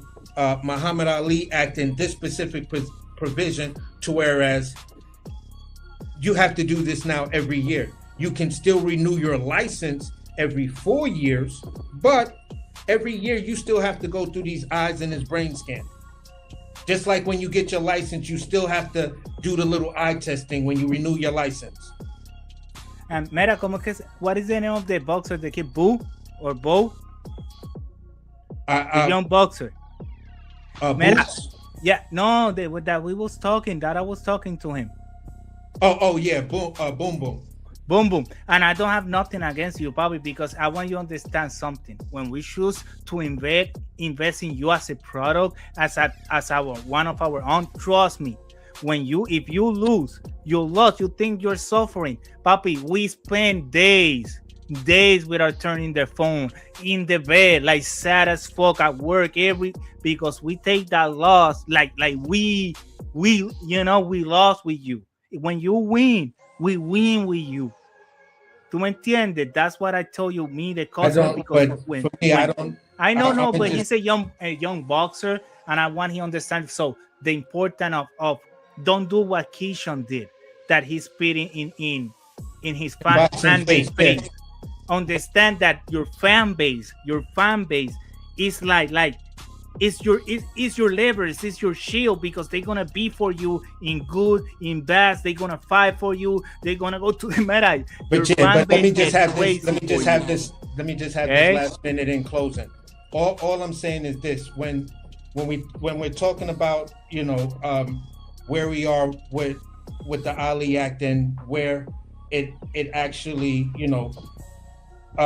gives the fighters their leverage to actually negotiate between themselves and between their companies and stuff like that. When you're an independent contractor, you sign a contract with someone, but you're still your own boss.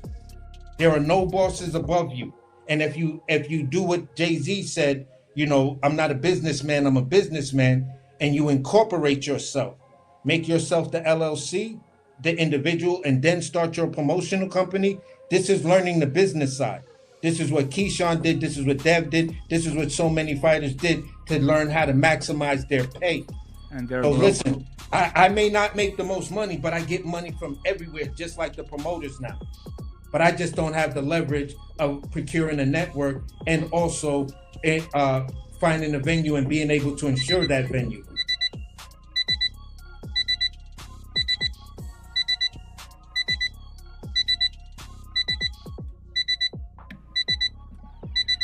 Mira, are you there?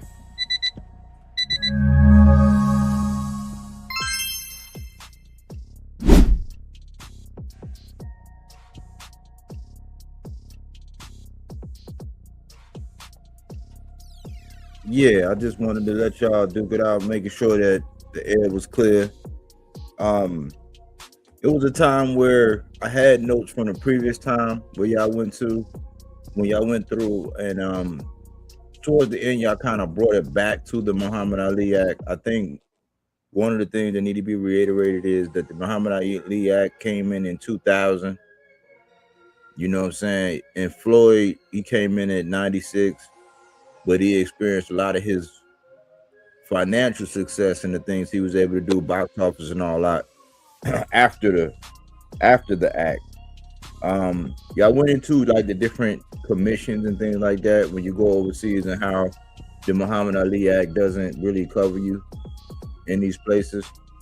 And AC brought up Tyson Fury and how he was able to circumvent, you know, some of the commission, the BBC, British Boxing Commission, and come over and get around the fight or whatever. But for the most part, man, after Boom interjected himself, he was speaking more so of the boxer from the boxer's perspective. Melaza standing firm from the promoter's perspective, and I see points all around.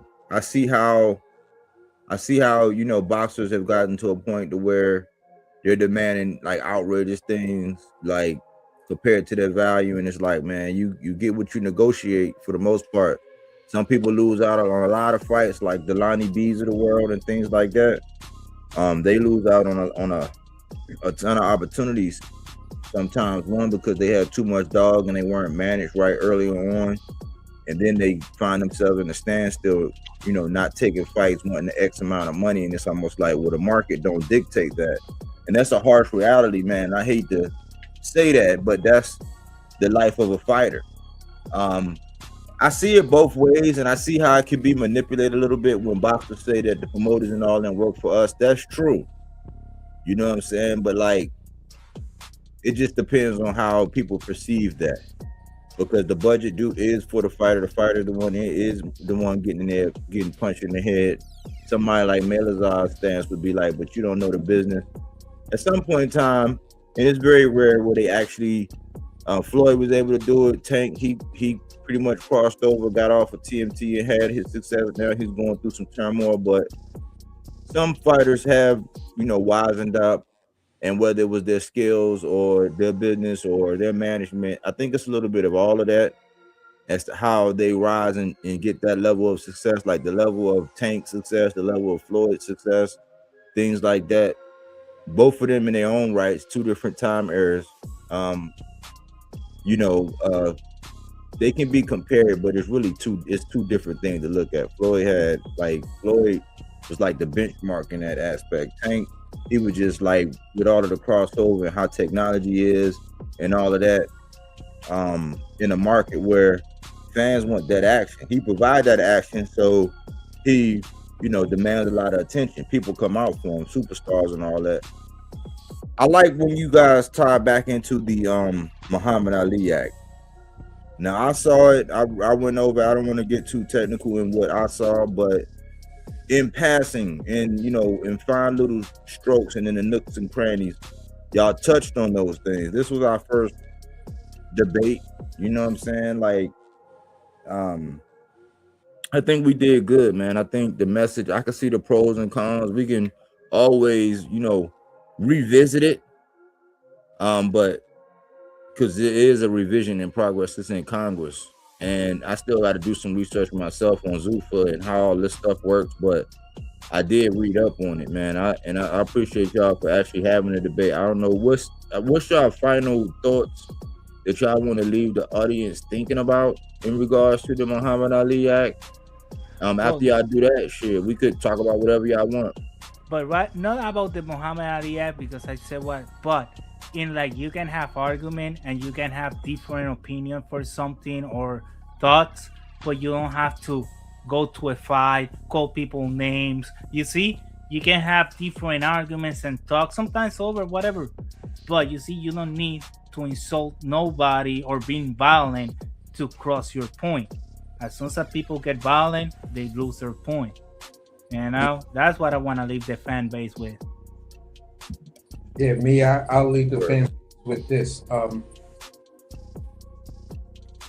At the end of the day, when you just look at the pros and cons of the act, there are strong arguments on both sides. You know what I'm saying? you do look at it from the sense of the logjam in boxing, which gave way for the Turk to come in, that gave way for these things, because many different aspects was playing games. At the end of the day, it was a good debate. I respect Malazar's points and stuff like that. He stands by it because he's looking at it from the perspective he's looking at it. I can see that perspective as well. You know what I'm saying? But when it comes down to these other perspectives, we also see the lack of the enforcement part of it. So what the FCC is not doing, what the ABC is not doing, how they even allowed, the UBO to come in and circumvent it, you know what I'm saying, to now the platform has a temporary joint to be able to do what it does. That's freaking crazy to me. You had these two organizations that are federal organizations that's supposed to do this type of stuff, and you just let things capitulate because of what? It was bipartisan, but the push was done by a lobbyist group. So at the end of the day, what kickbacks is Elon Omar going to get, and those Republicans and those 7 Democrats going to get that actually voted to get this first initial thing done? And then you talk about the 30 to 4 vote. So at the end of the day, me and Malazar just proved that you can have a debate and be heavily passionate on both sides, but still you give each person the ability to get their rocks off. And when you want to interject, you got to find that right point to be able to interject so the flow of the interjections work really, really well. And when the other guy takes the floor, just give it up. It's just that simple. So it was a great debate. I enjoyed myself. I had fun. I hope the playback, this shit get lit. Everybody that was out here that witnessed this, I hope y'all enjoyed this. Word.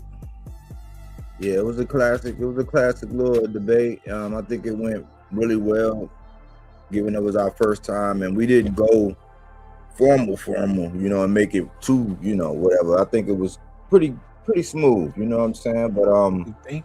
Yeah, good. well, I'm pretty sure. Yeah, it was pretty smooth. I like that, man. I like that because I've heard people, and I gotta understand it through some people. Some people are pretty good at this subject, but I've never heard it debated.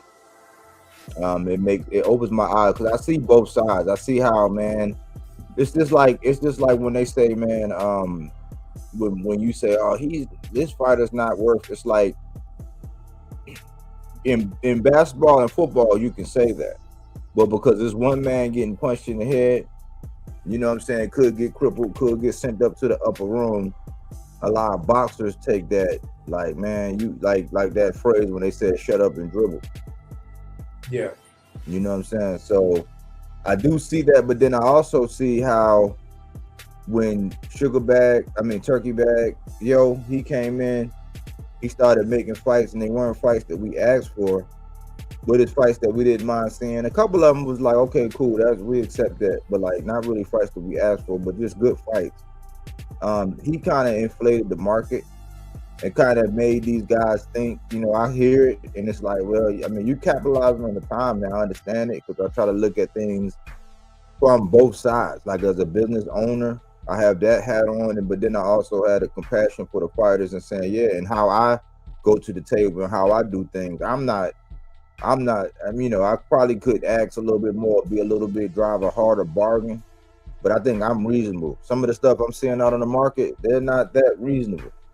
You know what I'm saying? Which caters to the Melaza point. So I do see, it's just like at any time. We like when they start doing that load management in basketball, we was sitting around talking like, man, that shit is soft. But then it's like, well, from their perspective, it's like, yeah, I need the rest. I'm playing like 80 something games a year and all that. But because of the era we grew up, and then some of us have acknowledged that them motherfuckers used to play in Chuck Taylors.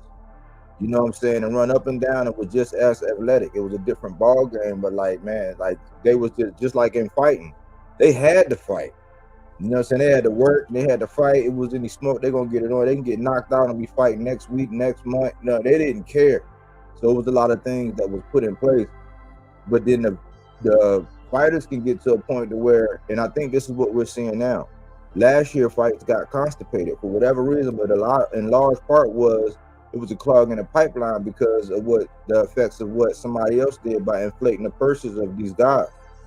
So it's like, what's good for the community? Well, that need to be the concept. Well, I'm sorry. Go ahead. I was just going to say this, and this could be a whole nother debate. For me, it's like when I go back and I look at the pay-per-view market, when pay-per-view first came into inception, it was the perfect solution. Fighters could make money, they can sell themselves. You already had the low-level fights and not the big name championship fights. Those you could get on regular TV.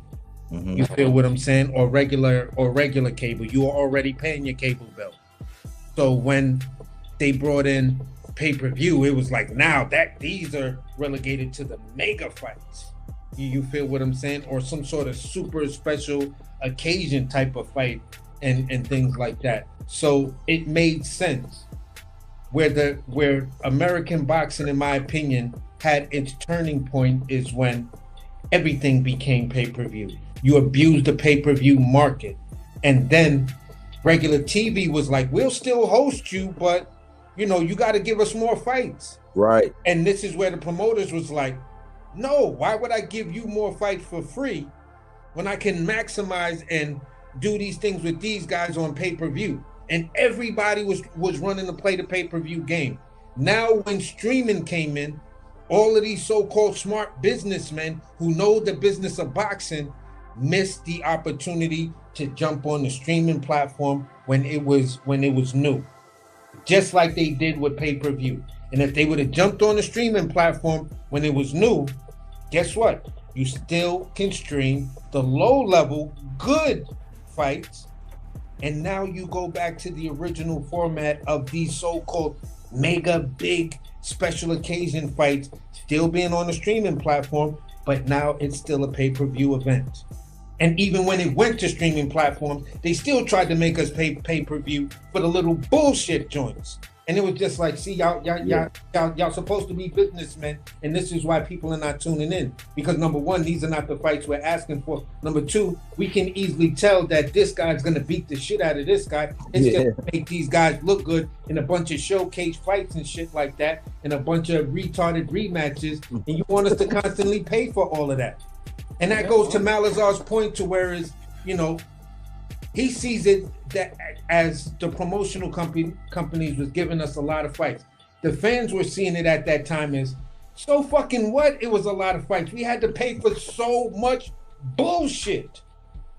It's like buying an album and there's the one song that these bitch ass motherfuckers didn't want to release as a single.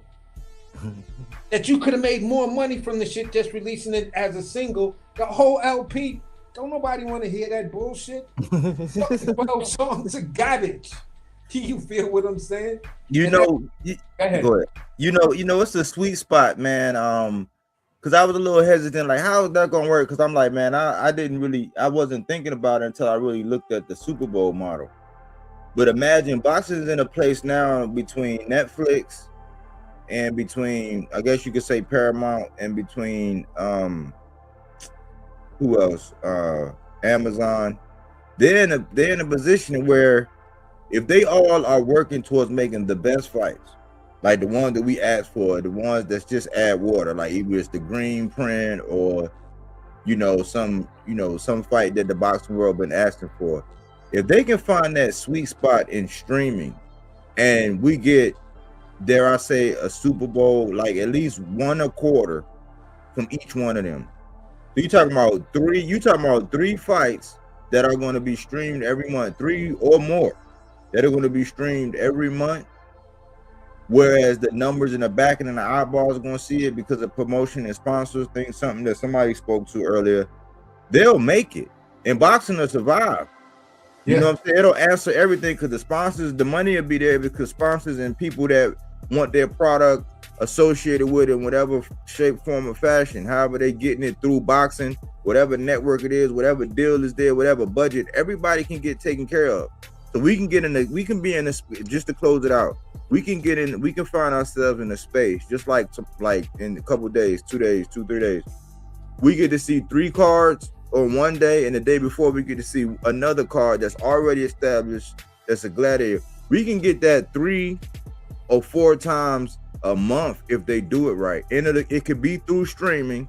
It'll solve the pay-per-view thing. Like, it'll still be there, but like that's that sweet spot where you make the fights good enough where the people are known enough to where you can stream it and everybody get paid because the budget is there. But yeah, they're trying to do that with that zone. That's what they come out with, that zone, right? You pay that platform and you watch all this boxing, but you see that the content is not there. Like they have different promotion companies that they put their show over there and run with their budget. But when you see the production, you see the fights, you see the core, it's not there. Like, bro, what I'm paying you for? Exactly. And you can see it too. Like it now the 31st. How many fights? You cannot break down in why everybody's fighting for the 31st. Like, what the hell? Like, how many fights are you gonna watch in one freaking, like, before I will have a whole month of all this cord, like January and to February, all this cord. What the fuck? I got it in one day. It's way too much boxing to consume for anybody. It's the end of the year and them sanctioning bodies gotta put in that paperwork. That's why. And they want to end the year off because this goes to Body's point, to whereas at some point in 2025, the shit got clogged and things just stalled. Based on the early projections of 2025, it was supposed to be like early projections of what we're looking at for 2026. But shit had got clogged, so now you got to put on these big cards because everything has to make sense. Now your sanctioning fees and all of that stuff, that's all of that paperwork that's actually in the Muhammad Ali Act that they literally have to file on January 31st. That's the crazy part about it. So at the end of the day, man, just by this debate, it just, and really looking at each provision, it really opened my eyes to intricate parts of the business of boxing. You know what I'm saying? So you just look at how they move and look at what's going on and stuff like that, and not everything will relate to the Ali Act and everything, but you'll understand why certain things happen when they happen. Right. So and that right there, is just a cool bit of, information just to have under your belt in understanding fights and how fights are made and this and that and this and that. So at the end of the day, man, this, like, the way people can look at it and the way Body and myself have been making, he made it today, but I can remember before the Turk came in, I was on another platform and I got into a big debate with everybody there that was trying to tell me, why would they go to a streaming platform where the big fights and the big money is in pay-per-view? I said, if the big fights and the big money was in pay-per-view, people that are young stars to at least the regular fans, a person like Shakur Stevenson and everybody else would be a big pay-per-view star. That's just not it. So it's not pay-per-view works for every fighter. If you're not selling yourself, you're just not selling yourself. There is no way we can, and I was like, all of us are Terrence Crawford fans, but there's no fucking way we can say Terrence Crawford is a pay-per-view star. He is not. If you don't have that fan base, if you don't build that fan base, if you don't get the because once a year, you cannot build a fan base fighting once a year. Yeah, you can earn all these titles and accolades, but fighting once a year, you're not building fan base. But of course, you're not going to be a pay-per-view star. Here's what I'm saying. Tank, Errol Spence, and Terrence Crawford pretty much talk about the same. You feel what I'm saying? After Terrence Crawford beat Errol Spence, that's when he really started talking. Prior to that, they all talked about the same. What's the difference? Marketability. You got three guys who are not very vocal. Two of them wind up being highly marketable without speaking a lot. One of them was way more talented, but couldn't be marketed to sell his fucking life. How does that happen? Terrence Crawford has a huge fan base, a diehard fan base. You feel what I'm saying? This dude can walk on fucking water. He's the commission to the Brat Pack. Andre Ward was never Terrence Crawford.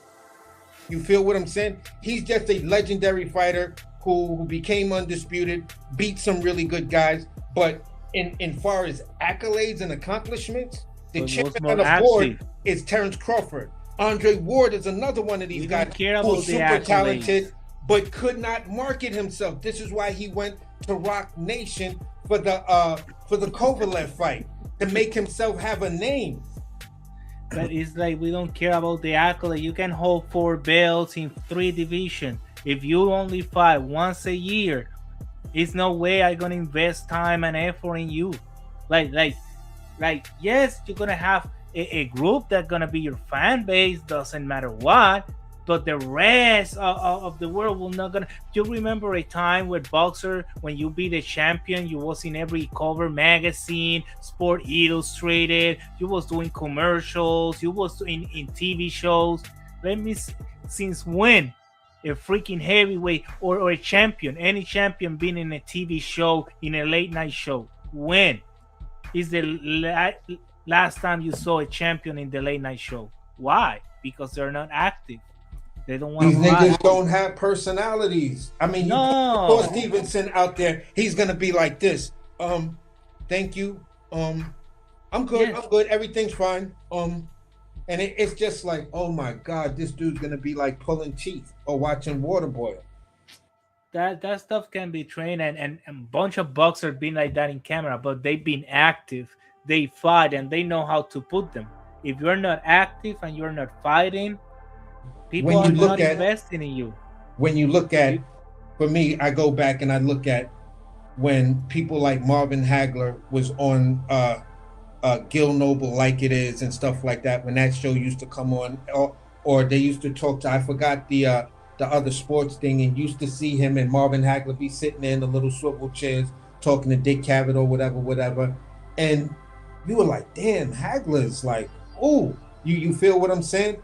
Like, what I'm saying is it was the promotional companies, to your point, that got these guys these bookings, because they said in order to sell your fight, America has to know you. We're in the social media age, so booking a TV show with Dick Cavett or any celebrity, Gil Noble or any of them, whether it's white or black television, you're letting the public know who the boxing champion was.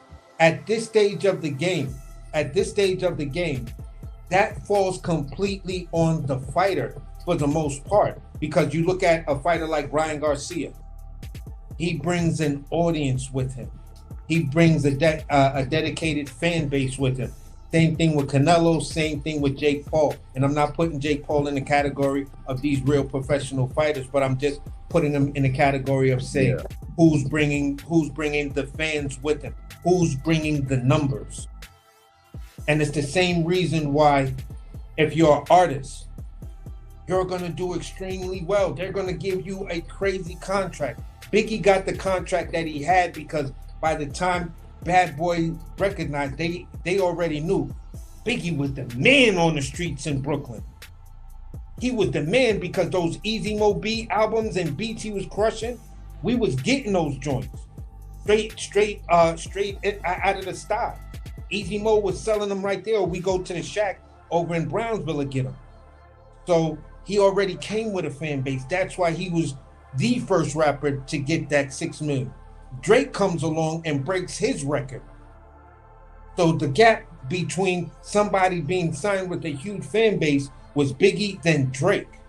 at the end of the day, all I'm saying is that many fighters just don't know how to sell themselves. They don't know how to put their best foot forward, their best light forward. And you could be a hell of a talent, but if you don't know how to sell yourself or you don't have the machine behind you, this is what's gonna affect when you get the fight. The machine behind you, because you can maybe don't sell yourself, you don't know how to sell yourself, but you know how to fight and be active. I am the machine that I gonna make sure you're gonna be likable, that I gonna put your face everywhere, that I gonna make you have interview, but all that shit costs money and it's called investment. So I have to invest money in you to make you like more sociable and more media. Your job is get in the ring and beat the motherfuckers that I put in front of you. Don't worry about the other shit. Now, another thing to both of y'all point is nowadays boxers, they want to go from 0 to 60 real quick. You know, we asked this question back when Shakur was looking at the option of staying where he was at and then leaving, and we were saying, man, you know, he needed to stay. He wasn't at that juncture where Floyd was, where he could take off. I'm thinking if he would have went through that deal and did the plan, Top Rank could very much still have had what they had going on. The fact that they got to move and they, you know, it might have been a necessary evil, but you know, I think that opportunities like that have passed. And when it comes down to these fighters, they want to, like Keyshawn is the example. You know, it was looking like his trajectory was like way up there, and like in one instance, boom. But what happens is people don't consider this, just like everything else, because a lot of people point out how Tank was in the media and all that in the beginning, and then they look at how he promote and what he do now, and they just like, wow, you know what I'm saying? And it take time. So what happened is these guys, they'll sit around, they'll say, you know, and then they're clearly not like the man, they're not the money makers or whatever, they just looking at it. They'll sit around and say, nah, I heard word around town that such and such got paid this and that, and they start thinking that. Now you can feel like you worth what you worth, but the company that's going to cut the check, they're going to evaluate and say, hey, the numbers ain't, you know what I'm saying, ain't lining up. So what we got to do is we got to plan, and you got to follow through, and it's a sustained time to where it's like, nah, you can't just pop out in 3 months and get this and get that. We got a plan for you. First, we're gonna put you over here and you're gonna do an interview over there. Then we're gonna put you over here and we're gonna get you in there, and you got to go through that. But then in the meantime, you got to take the fights that'll keep you active and keep you out there and do what you need to do inside the ring and keep it going. It's rare, because look at how they're roasting Andy Cruz right now. I've never heard so much. I'm like, man, it was a good fight. You can't please box, but I was like, it's a good fight. He didn't get beat up, but it's like now they're saying it was too soon. It was this, it was that. It's like, man, he was doing what he needed to do. The amazing of Andy Cruz, what he did. Like Murataya was a knockout artist, right? He knocked out a bunch of people, and he took a 23 fight champion with 6 fights to 12 rounds to a close fight of 1 punch difference, and the other guy throws 600 punches and only connect like 125. I'm saying the numbers out of my head. I'm not accurate with the numbers, right. But you know, the punch box or whatever it's called, forgot. That's those numbers. Yeah. But anyway, like that's fucking impressive, and people want to take out credit out of it. Like too soon of what? To me, their facial damage was conducive to the fight I saw. They both had a eye jammy with the little cut on the same eye on the same side. The other eye was still a little damaged as well. It was the fight that tells me the fight was actually that close. I saw a draw, for real. Anybody, I would not argue with you and say, nah, it wasn't a draw. He clearly won. I would not argue for a draw. I was scared of the draw. Body.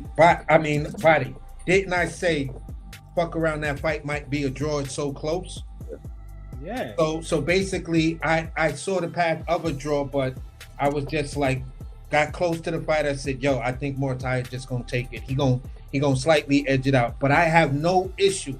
That's why I was standing there like, "Oh my God, this is so close. I don't know how they're gonna call it." I saw it going Andy way. I saw a draw, but I felt Mortai won that fight. And look, this the thing. This what culminates. This what culminates the whole thing. Let me just make it all make sense. What, because that runs right into my point. The fact that fight was like that, and Mortai, he pretty much came out with it. But this is what I'm saying. When you look at it, the deal that you gotta reason that the deal that Shakur had or the deal that Keyshawn had, somewhere between them two, especially since they don't want to fight each other, campaign in the same division. One got a WBO and one got a WBC. You got a reason that one of them guys was slated to fight this guy. We went through it when it came down to the options that Shakur had, because it was 6 fights, 18 mil. That's what Bob and them had, with upside of more than that, depending on the fight and the names and the magnitude of the fight. Now, when you they had already matriculated Shakur up through, the rankings, you know what I'm saying, all up through this is gonna be his 4th division or whatever.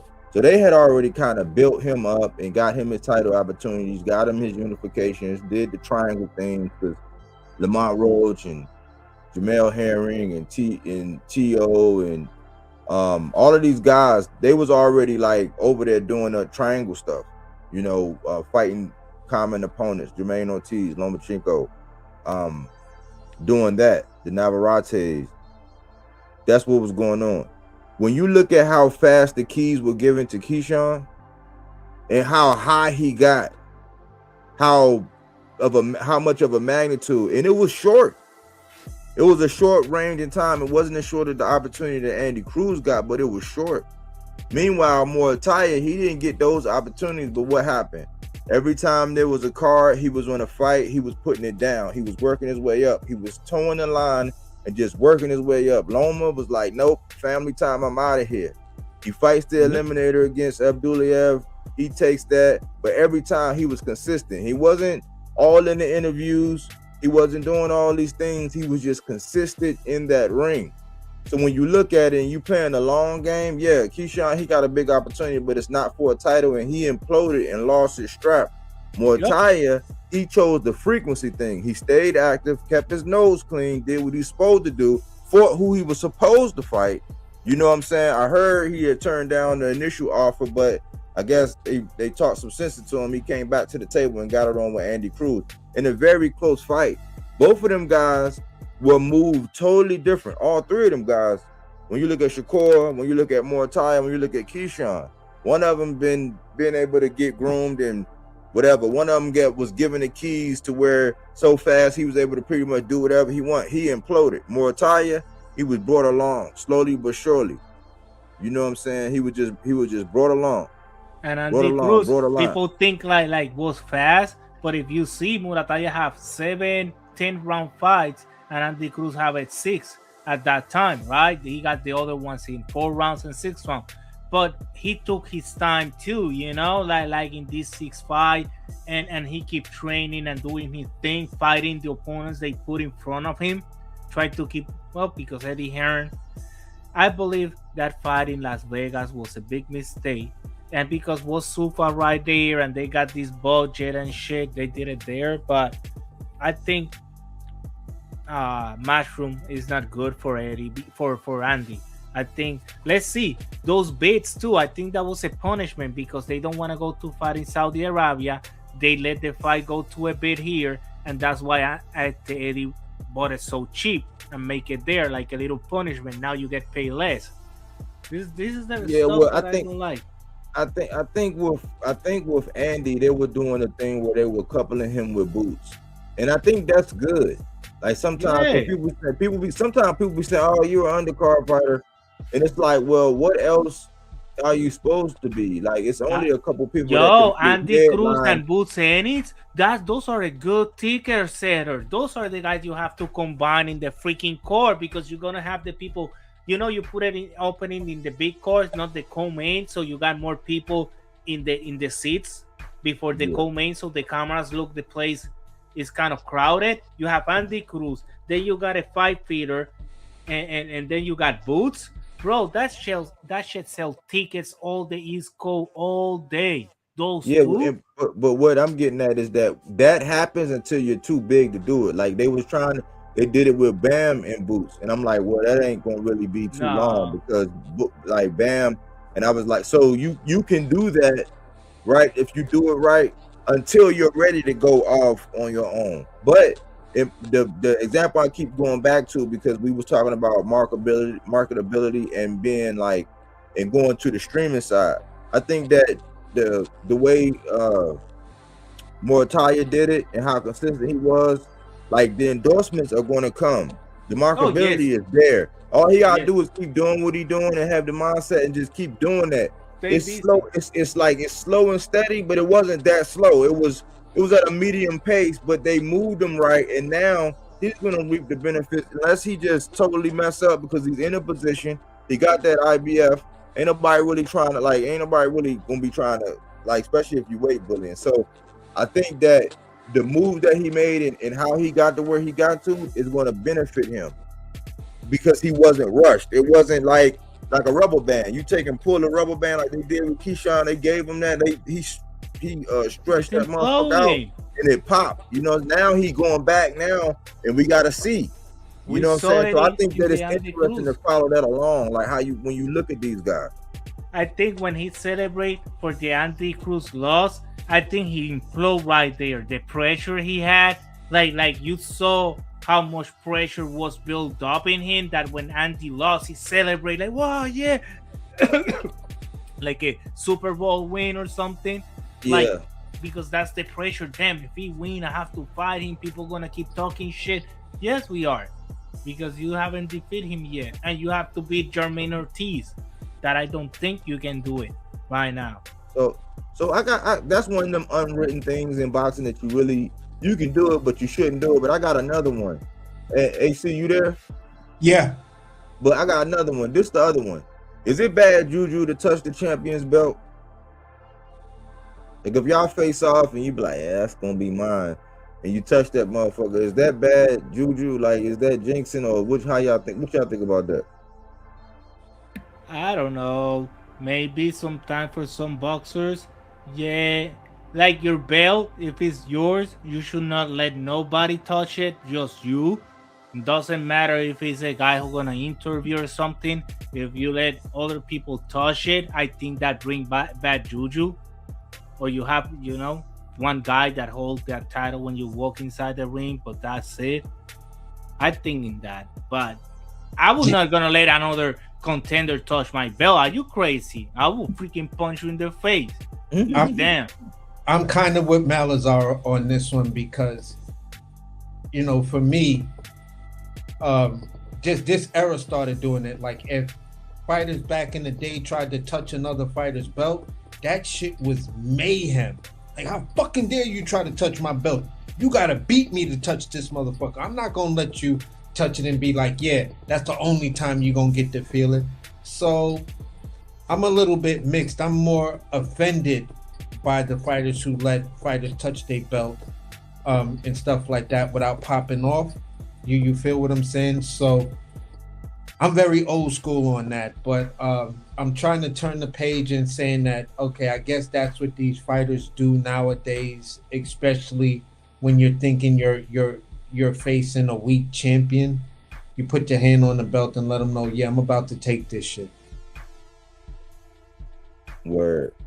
I agree. I think, man, yeah, it's a respect. It's like, man, don't touch, like, be respectful now. They be too friendly and stuff. But a couple people did that recently. I think Josh Kelly touched Baccarat belt, man. I saw it, man. Yeah, Like, and he was like, yeah, don't get too comfortable with that. Something to that effect, he said. And then he was like, yeah, he then said, I feel I can knock him out. yeah, he said the knockout. That's what I was gonna say, man. Like this dude said he was gonna knock him out. I was like, Baccarat face is just like, I wouldn't honestly, if I'm talking shit or in a stare down with someone from a foreign country and we're in a bar like that, and this dude just has that blank ass face right there, I'm probably just gonna look at him and talk my shit and be like, yeah, all right, and then walk away. Cause those type of looks in the world of boxing, just for me, it's like you're just basically telling the other guy, I'm not fazed about nothing about you. And when I'm able to put on my gloves and put hands on you, you'll see. Talk all your shit right now. Cool. Get it all out your system. Because then you have more to explain after I knock you the fuck out. And that's how that look kind of looks to me and stuff like that, because he basically never broke that stare. Josh Kelly waving his hand and doing all of this other stuff. He was just like, bang, I'm here on you. You are my next meal. They thought Tim Tszyu was a fluke. Wait till they see what I do to you. And that's kind of the energy I was reading. Yes. You see, I like that. I like trash talkers too. Don't get me wrong. But I like when another guy is like moving and doing all this shit and the other guy is just right there just looking at you as a fucking prey. Like, I'm gonna freaking eat you tomorrow night. And I love that shit. Oh, yes. Yeah, I thought it was like, I was more impressed, honestly. I was actually more impressed with Bakaram. I took what Josh Kelly was doing as nervous energy. Yeah. Yeah, it seemed like nervous energy to me. But, overall, I can't wait. Yeah. I can't wait. I'm gonna be all over the place come Saturday, trying to watch all three of these fights. Oof, it's gonna be a lot. Yeah, it's gonna be a lot. But guys, it's all for me. That time I gonna go. Thank you to everybody in the chat, in the panel. Boom too. I hope I see you one day and be fan of you, and everybody. Buddy, thank you for this time and everything. See you guys in the next. For sure. All right, man. I appreciate you, Melaza. Great debate, man. Great sportsmanship and great talking points and passion and all that, man. Appreciate you. Yeah, that was a good one. This is what you talk about, AC. Look. Yeah, that look right there. I'm like, bruh, why the fuck you keep looking at me like that? You look crazy, right? Like, nigga, it's this motherfucker right here, bruh. You in a bar and this nigga staring at you like that. You gonna be like, the fuck wrong with this You dude? stand there to go to the restroom, you look to the side, nigga up on you like, you know what I'm saying? Run it, nigga. For real. Everywhere you turn, you look in the mirror and his face just slide up right in front of you like, bruh, somebody get this fucking dude. You know what I'm saying? You at the stall now washing your hand, you turn to get the towel and he right there like, bruh, the fuck, man? Like, nah, I could do a whole meme on that dude's face right there, and that shit'll be, yo, nah, man. Nah, you go to get in your car and you turn to the side and the nigga like, what?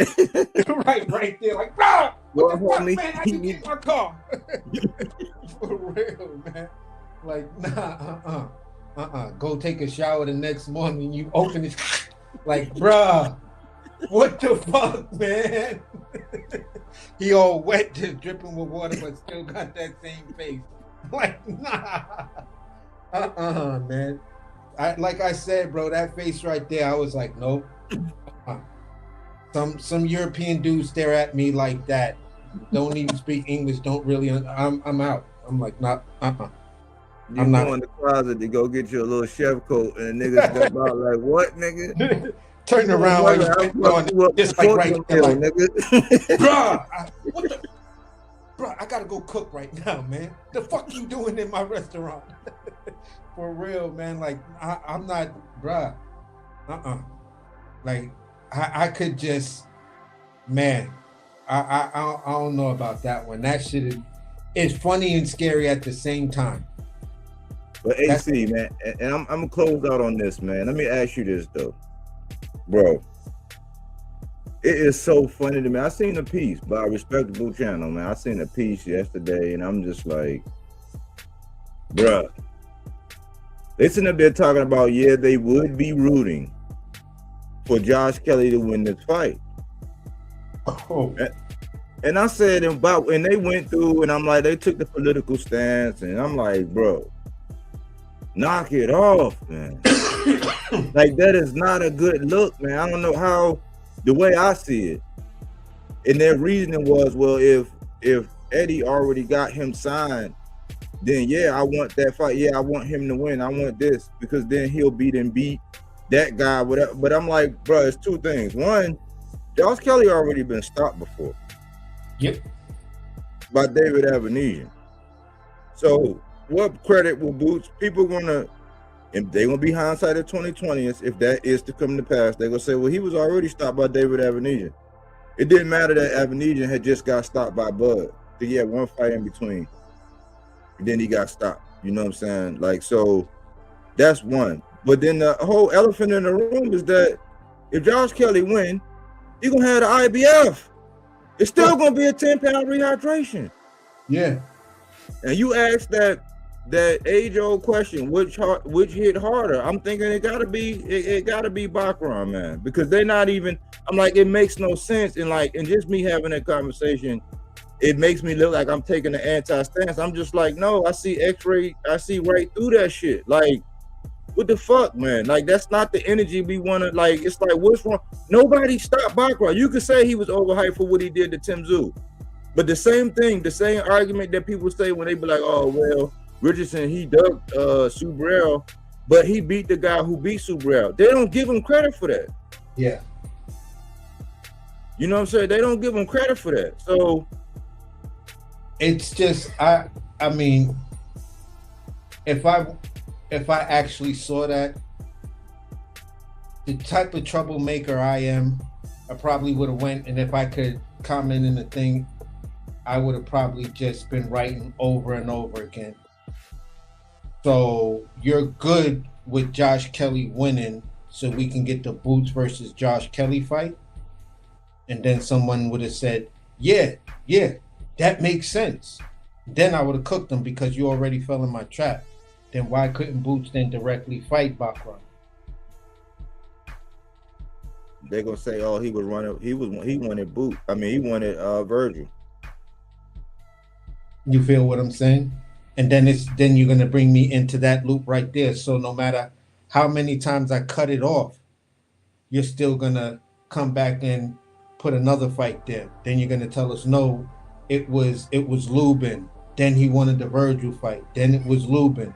Then it was the Virgil fight. But yeah, he did what he had to do in fighting Lima, because that put him in the same position he could have had if he directly challenged Yoenis Tellus. And then you cook him on that, then it's, no, see, you don't know shit about boxing. That's not how it worked. Well, didn't he have the WBA strap? Wasn't he, a Ring Magazine champion? And didn't he have the IBF? So he was unified and the Ring Magazine champion. He had all the leverage. He gave it all up to fight a Baru for the IBO belt. Lima. Yeah, not a Baru, Uisma Lima. Mm-hmm. Yeah, thanks for the correction. So at the end of the day, if they're going down that path and they're trying to play this, I'm going to gaslight you on this triangle theory, you know what I'm saying, to act like, Boots could have never in any way, shape, form, or capacity could have ever gotten a fight with Baccarat, and his only path to fight Baccarat was for this guy to win, and then he goes ahead and fights this guy. Then it's like, okay, so I guess you want to ignore what came out of Eddie Hearn's mouth. And then again, I'll be probably accused of somebody timing me out and then telling me I don't know about boxing. I'm just a hater. I just thought that it was interesting that I'm like, man, like, and this is where we're coming through, because they gotta come out and and signify that they affiliated. I'm like, we like these guys. Like, we don't ever say we don't like them. We just looking at like with the fan base. That's why I say sometimes fan bases jump out here and they try to, you know, protect and they try to politic, and it's like, no, man. Like, it's not. In the end, we're gonna be right where we said, like, where it's like, man, y'all put too much faith in Eddie, y'all put too much faith in Oscar, you know. But I wanted to bring that up. The only last thing is, Boswell Rule said he gonna take Xander belt. He was like, man, I'm gonna take your strap. You know, that's what he said. He's like, I'm gonna take your strap, Xander. You know, it's man, there's so many fights on it. Like, cause I ain't gonna say I forgot, but like, man, even that undercard of these undercards, like, man, there's so much going on. I'm just like, now we pass all the talking. We got our debate out the way. It's fight week. We getting ready. Like, we one night in the wake up away from Pro Box. We 2 nights in the wake up from Watch the Throne is what I'm calling it, man. Like, so I'm excited, man. And don't forget, today's show was sponsored by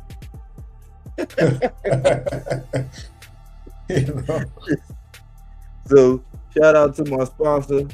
You know what I'm saying? That's who the show is being sponsored by. It's always good for a good humor. You a good sport too, AC, man.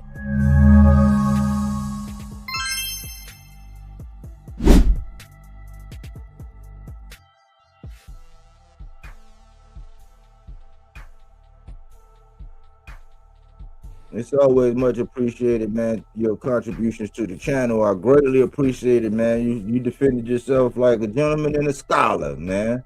So good points, man. Good passion, good respectability, man. You was thorough in your approach. You know what I'm saying? I hope this the first of many, man. But yeah, what's your take on how it was mediated? You good? Like, we could talk about some tweaks and do an AAR on it. You know what I'm saying? But what was your? I thought it was mediated exactly the way a debate should be mediated and things like that. Because it set that tone, it was easy for us to give respect while the main point was being made, then interject our rebuttal, and then if you wanted to, you know, rebuttal what I just rebutted, that happened, and then between the two of us, we still found a way, because of the format and everything, to still bring it back to the Muhammad Ali Act, being that that's why we were in that freestyle type of battle right there. You know what I'm saying? So we both were always aware of the context and everything, and because there was that looseness in the second half, it made it, you know, a little bit more fun. You know what I'm saying? That we could just have that back and forth, and then it just showed, all right, regardless of whatever, if somebody wants to try to challenge Melaza in a debate, they're gonna have some problems. You know what I'm saying? They're definitely gonna have some problems. And for me, because I knew his point was so strong based on the way boxing is today, you feel what I'm saying, in the short-term memory of boxing, of understanding how pay-per-view played the biggest role. You know what I'm saying? So I said, I have to be that strong, just, I don't want to say generic, I don't want to say blanket, but I would just say obvious argument. I was like, I needed in-depth facts. Right. I needed statistics. You know what I'm saying? So that's what I tried. That's what I was trying to base the majority of my argument on, of why I'm a pro of it, because the numbers and the statistics say boxing actually got better. You know what I'm saying? Right now, where it's fucked up is because we're just coming out of protect my old era. You feel what I'm saying, for the most part, and we're coming into these younger fighters that are doing throwback fighters things. So this is why we're excited. So the pulse of boxing, leading back to what you always say, the pulse of boxing is still here. Yes, it's on life support because there are no tangible like one-shot deal networks and things like that. There's a whole new market out there that these promoters have to figure out how to maneuver through, and figure out how to get those viewerships back up by working with some of the smaller ones, some of the larger ones, some of the medium-sized ones. But it's definitely a market that boxing can be everywhere, and the mediation between that debate and then how you kind of tried to give clarity on both sides so people can understand, so people have a basic review of what we're saying, a short synopsis. So within the 5 minutes, you breaking it down to 1 minute or a minute and a half of just saying, all right, these are the strong talking points. How you guys view it on the playback, it'll be left to see what's actually written in the comment section or based on views and likes and shit like that. Word. Good feedback, man. Well, we're gonna chop it up, man, and I know you're gonna keep your ears to the street and bring me abreast of whatever you see, man. But I appreciate you coming through, man. Good debate. Yeah, for sure. On to the next one, bro. All right, man. Appreciate you. Yeah, so I think we did good. I think it was a good little, opener up. And if it ever get passionate enough to where people want to, hash it out, duke it out, whatever, we got at least a working template. Of course, I'm going to do an AAR after actions review about it and go over my things. And I have a whole spiel on the Muhammad Ali Act that I got jailed up that I'm going to go through at some point. I might do a members only where I speak on it or something,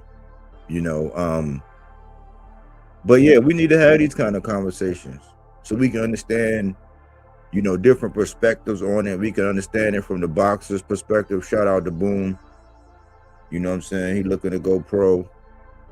He went to Omaha's next Young Guns, on the up and coming. Shout out to him. Hope he focused and positive energy his way. We get to see it from people like the boxer's perspective. You get to see it from Melaza's perspective, who, we're looking at it from, the ownership standpoint. Just a comprehensive, little talk, not too serious, not too structured, but structured enough to where it wasn't chaos. There was order. There was sportsmanship. Nobody got called out of their name. Nobody had to get put on mute. People spoke freely, So I think it was good. It's a lot going on in the sport of boxing, man. One thing we came to terms with was one of the nuggets was how we got from 15 rounds to 12 rounds. And that was between the Duke and Mancini. So, there are little jewels. It was several other ones in there, but like that's one that kind of stuck out. And these guys did their homework, man. So I salute them, man. Anyways, this is Fruits and Veggies, not that Reggie, that fact-based content, not opinion-based. Even though we have our opinions, silence is consent is the mantra of the channel, which means all it takes for evil to prevail is for men and women to remain silent. So we speak to the things that need to be spoken to in the sport. We want a long sport, a healthy, a thriving sport. You know what I'm saying? So hopefully you was able to put something in your rucksack and march on with it. You know what I'm saying? You had a couple laughs, a couple thoughts were provoked. You know what I'm saying? You learned a little something, when you was able to kick back. Anyways, thanks for choosing Bodywork Boxing. But we don't take things for face value. We do that body work. He didn't want to box. He wanted to actually prove that he could punch with you. He was like, what the fuck is this nigga, right? Oh, okay, you want to go to sleep. You tired. Welcome to Bodywork.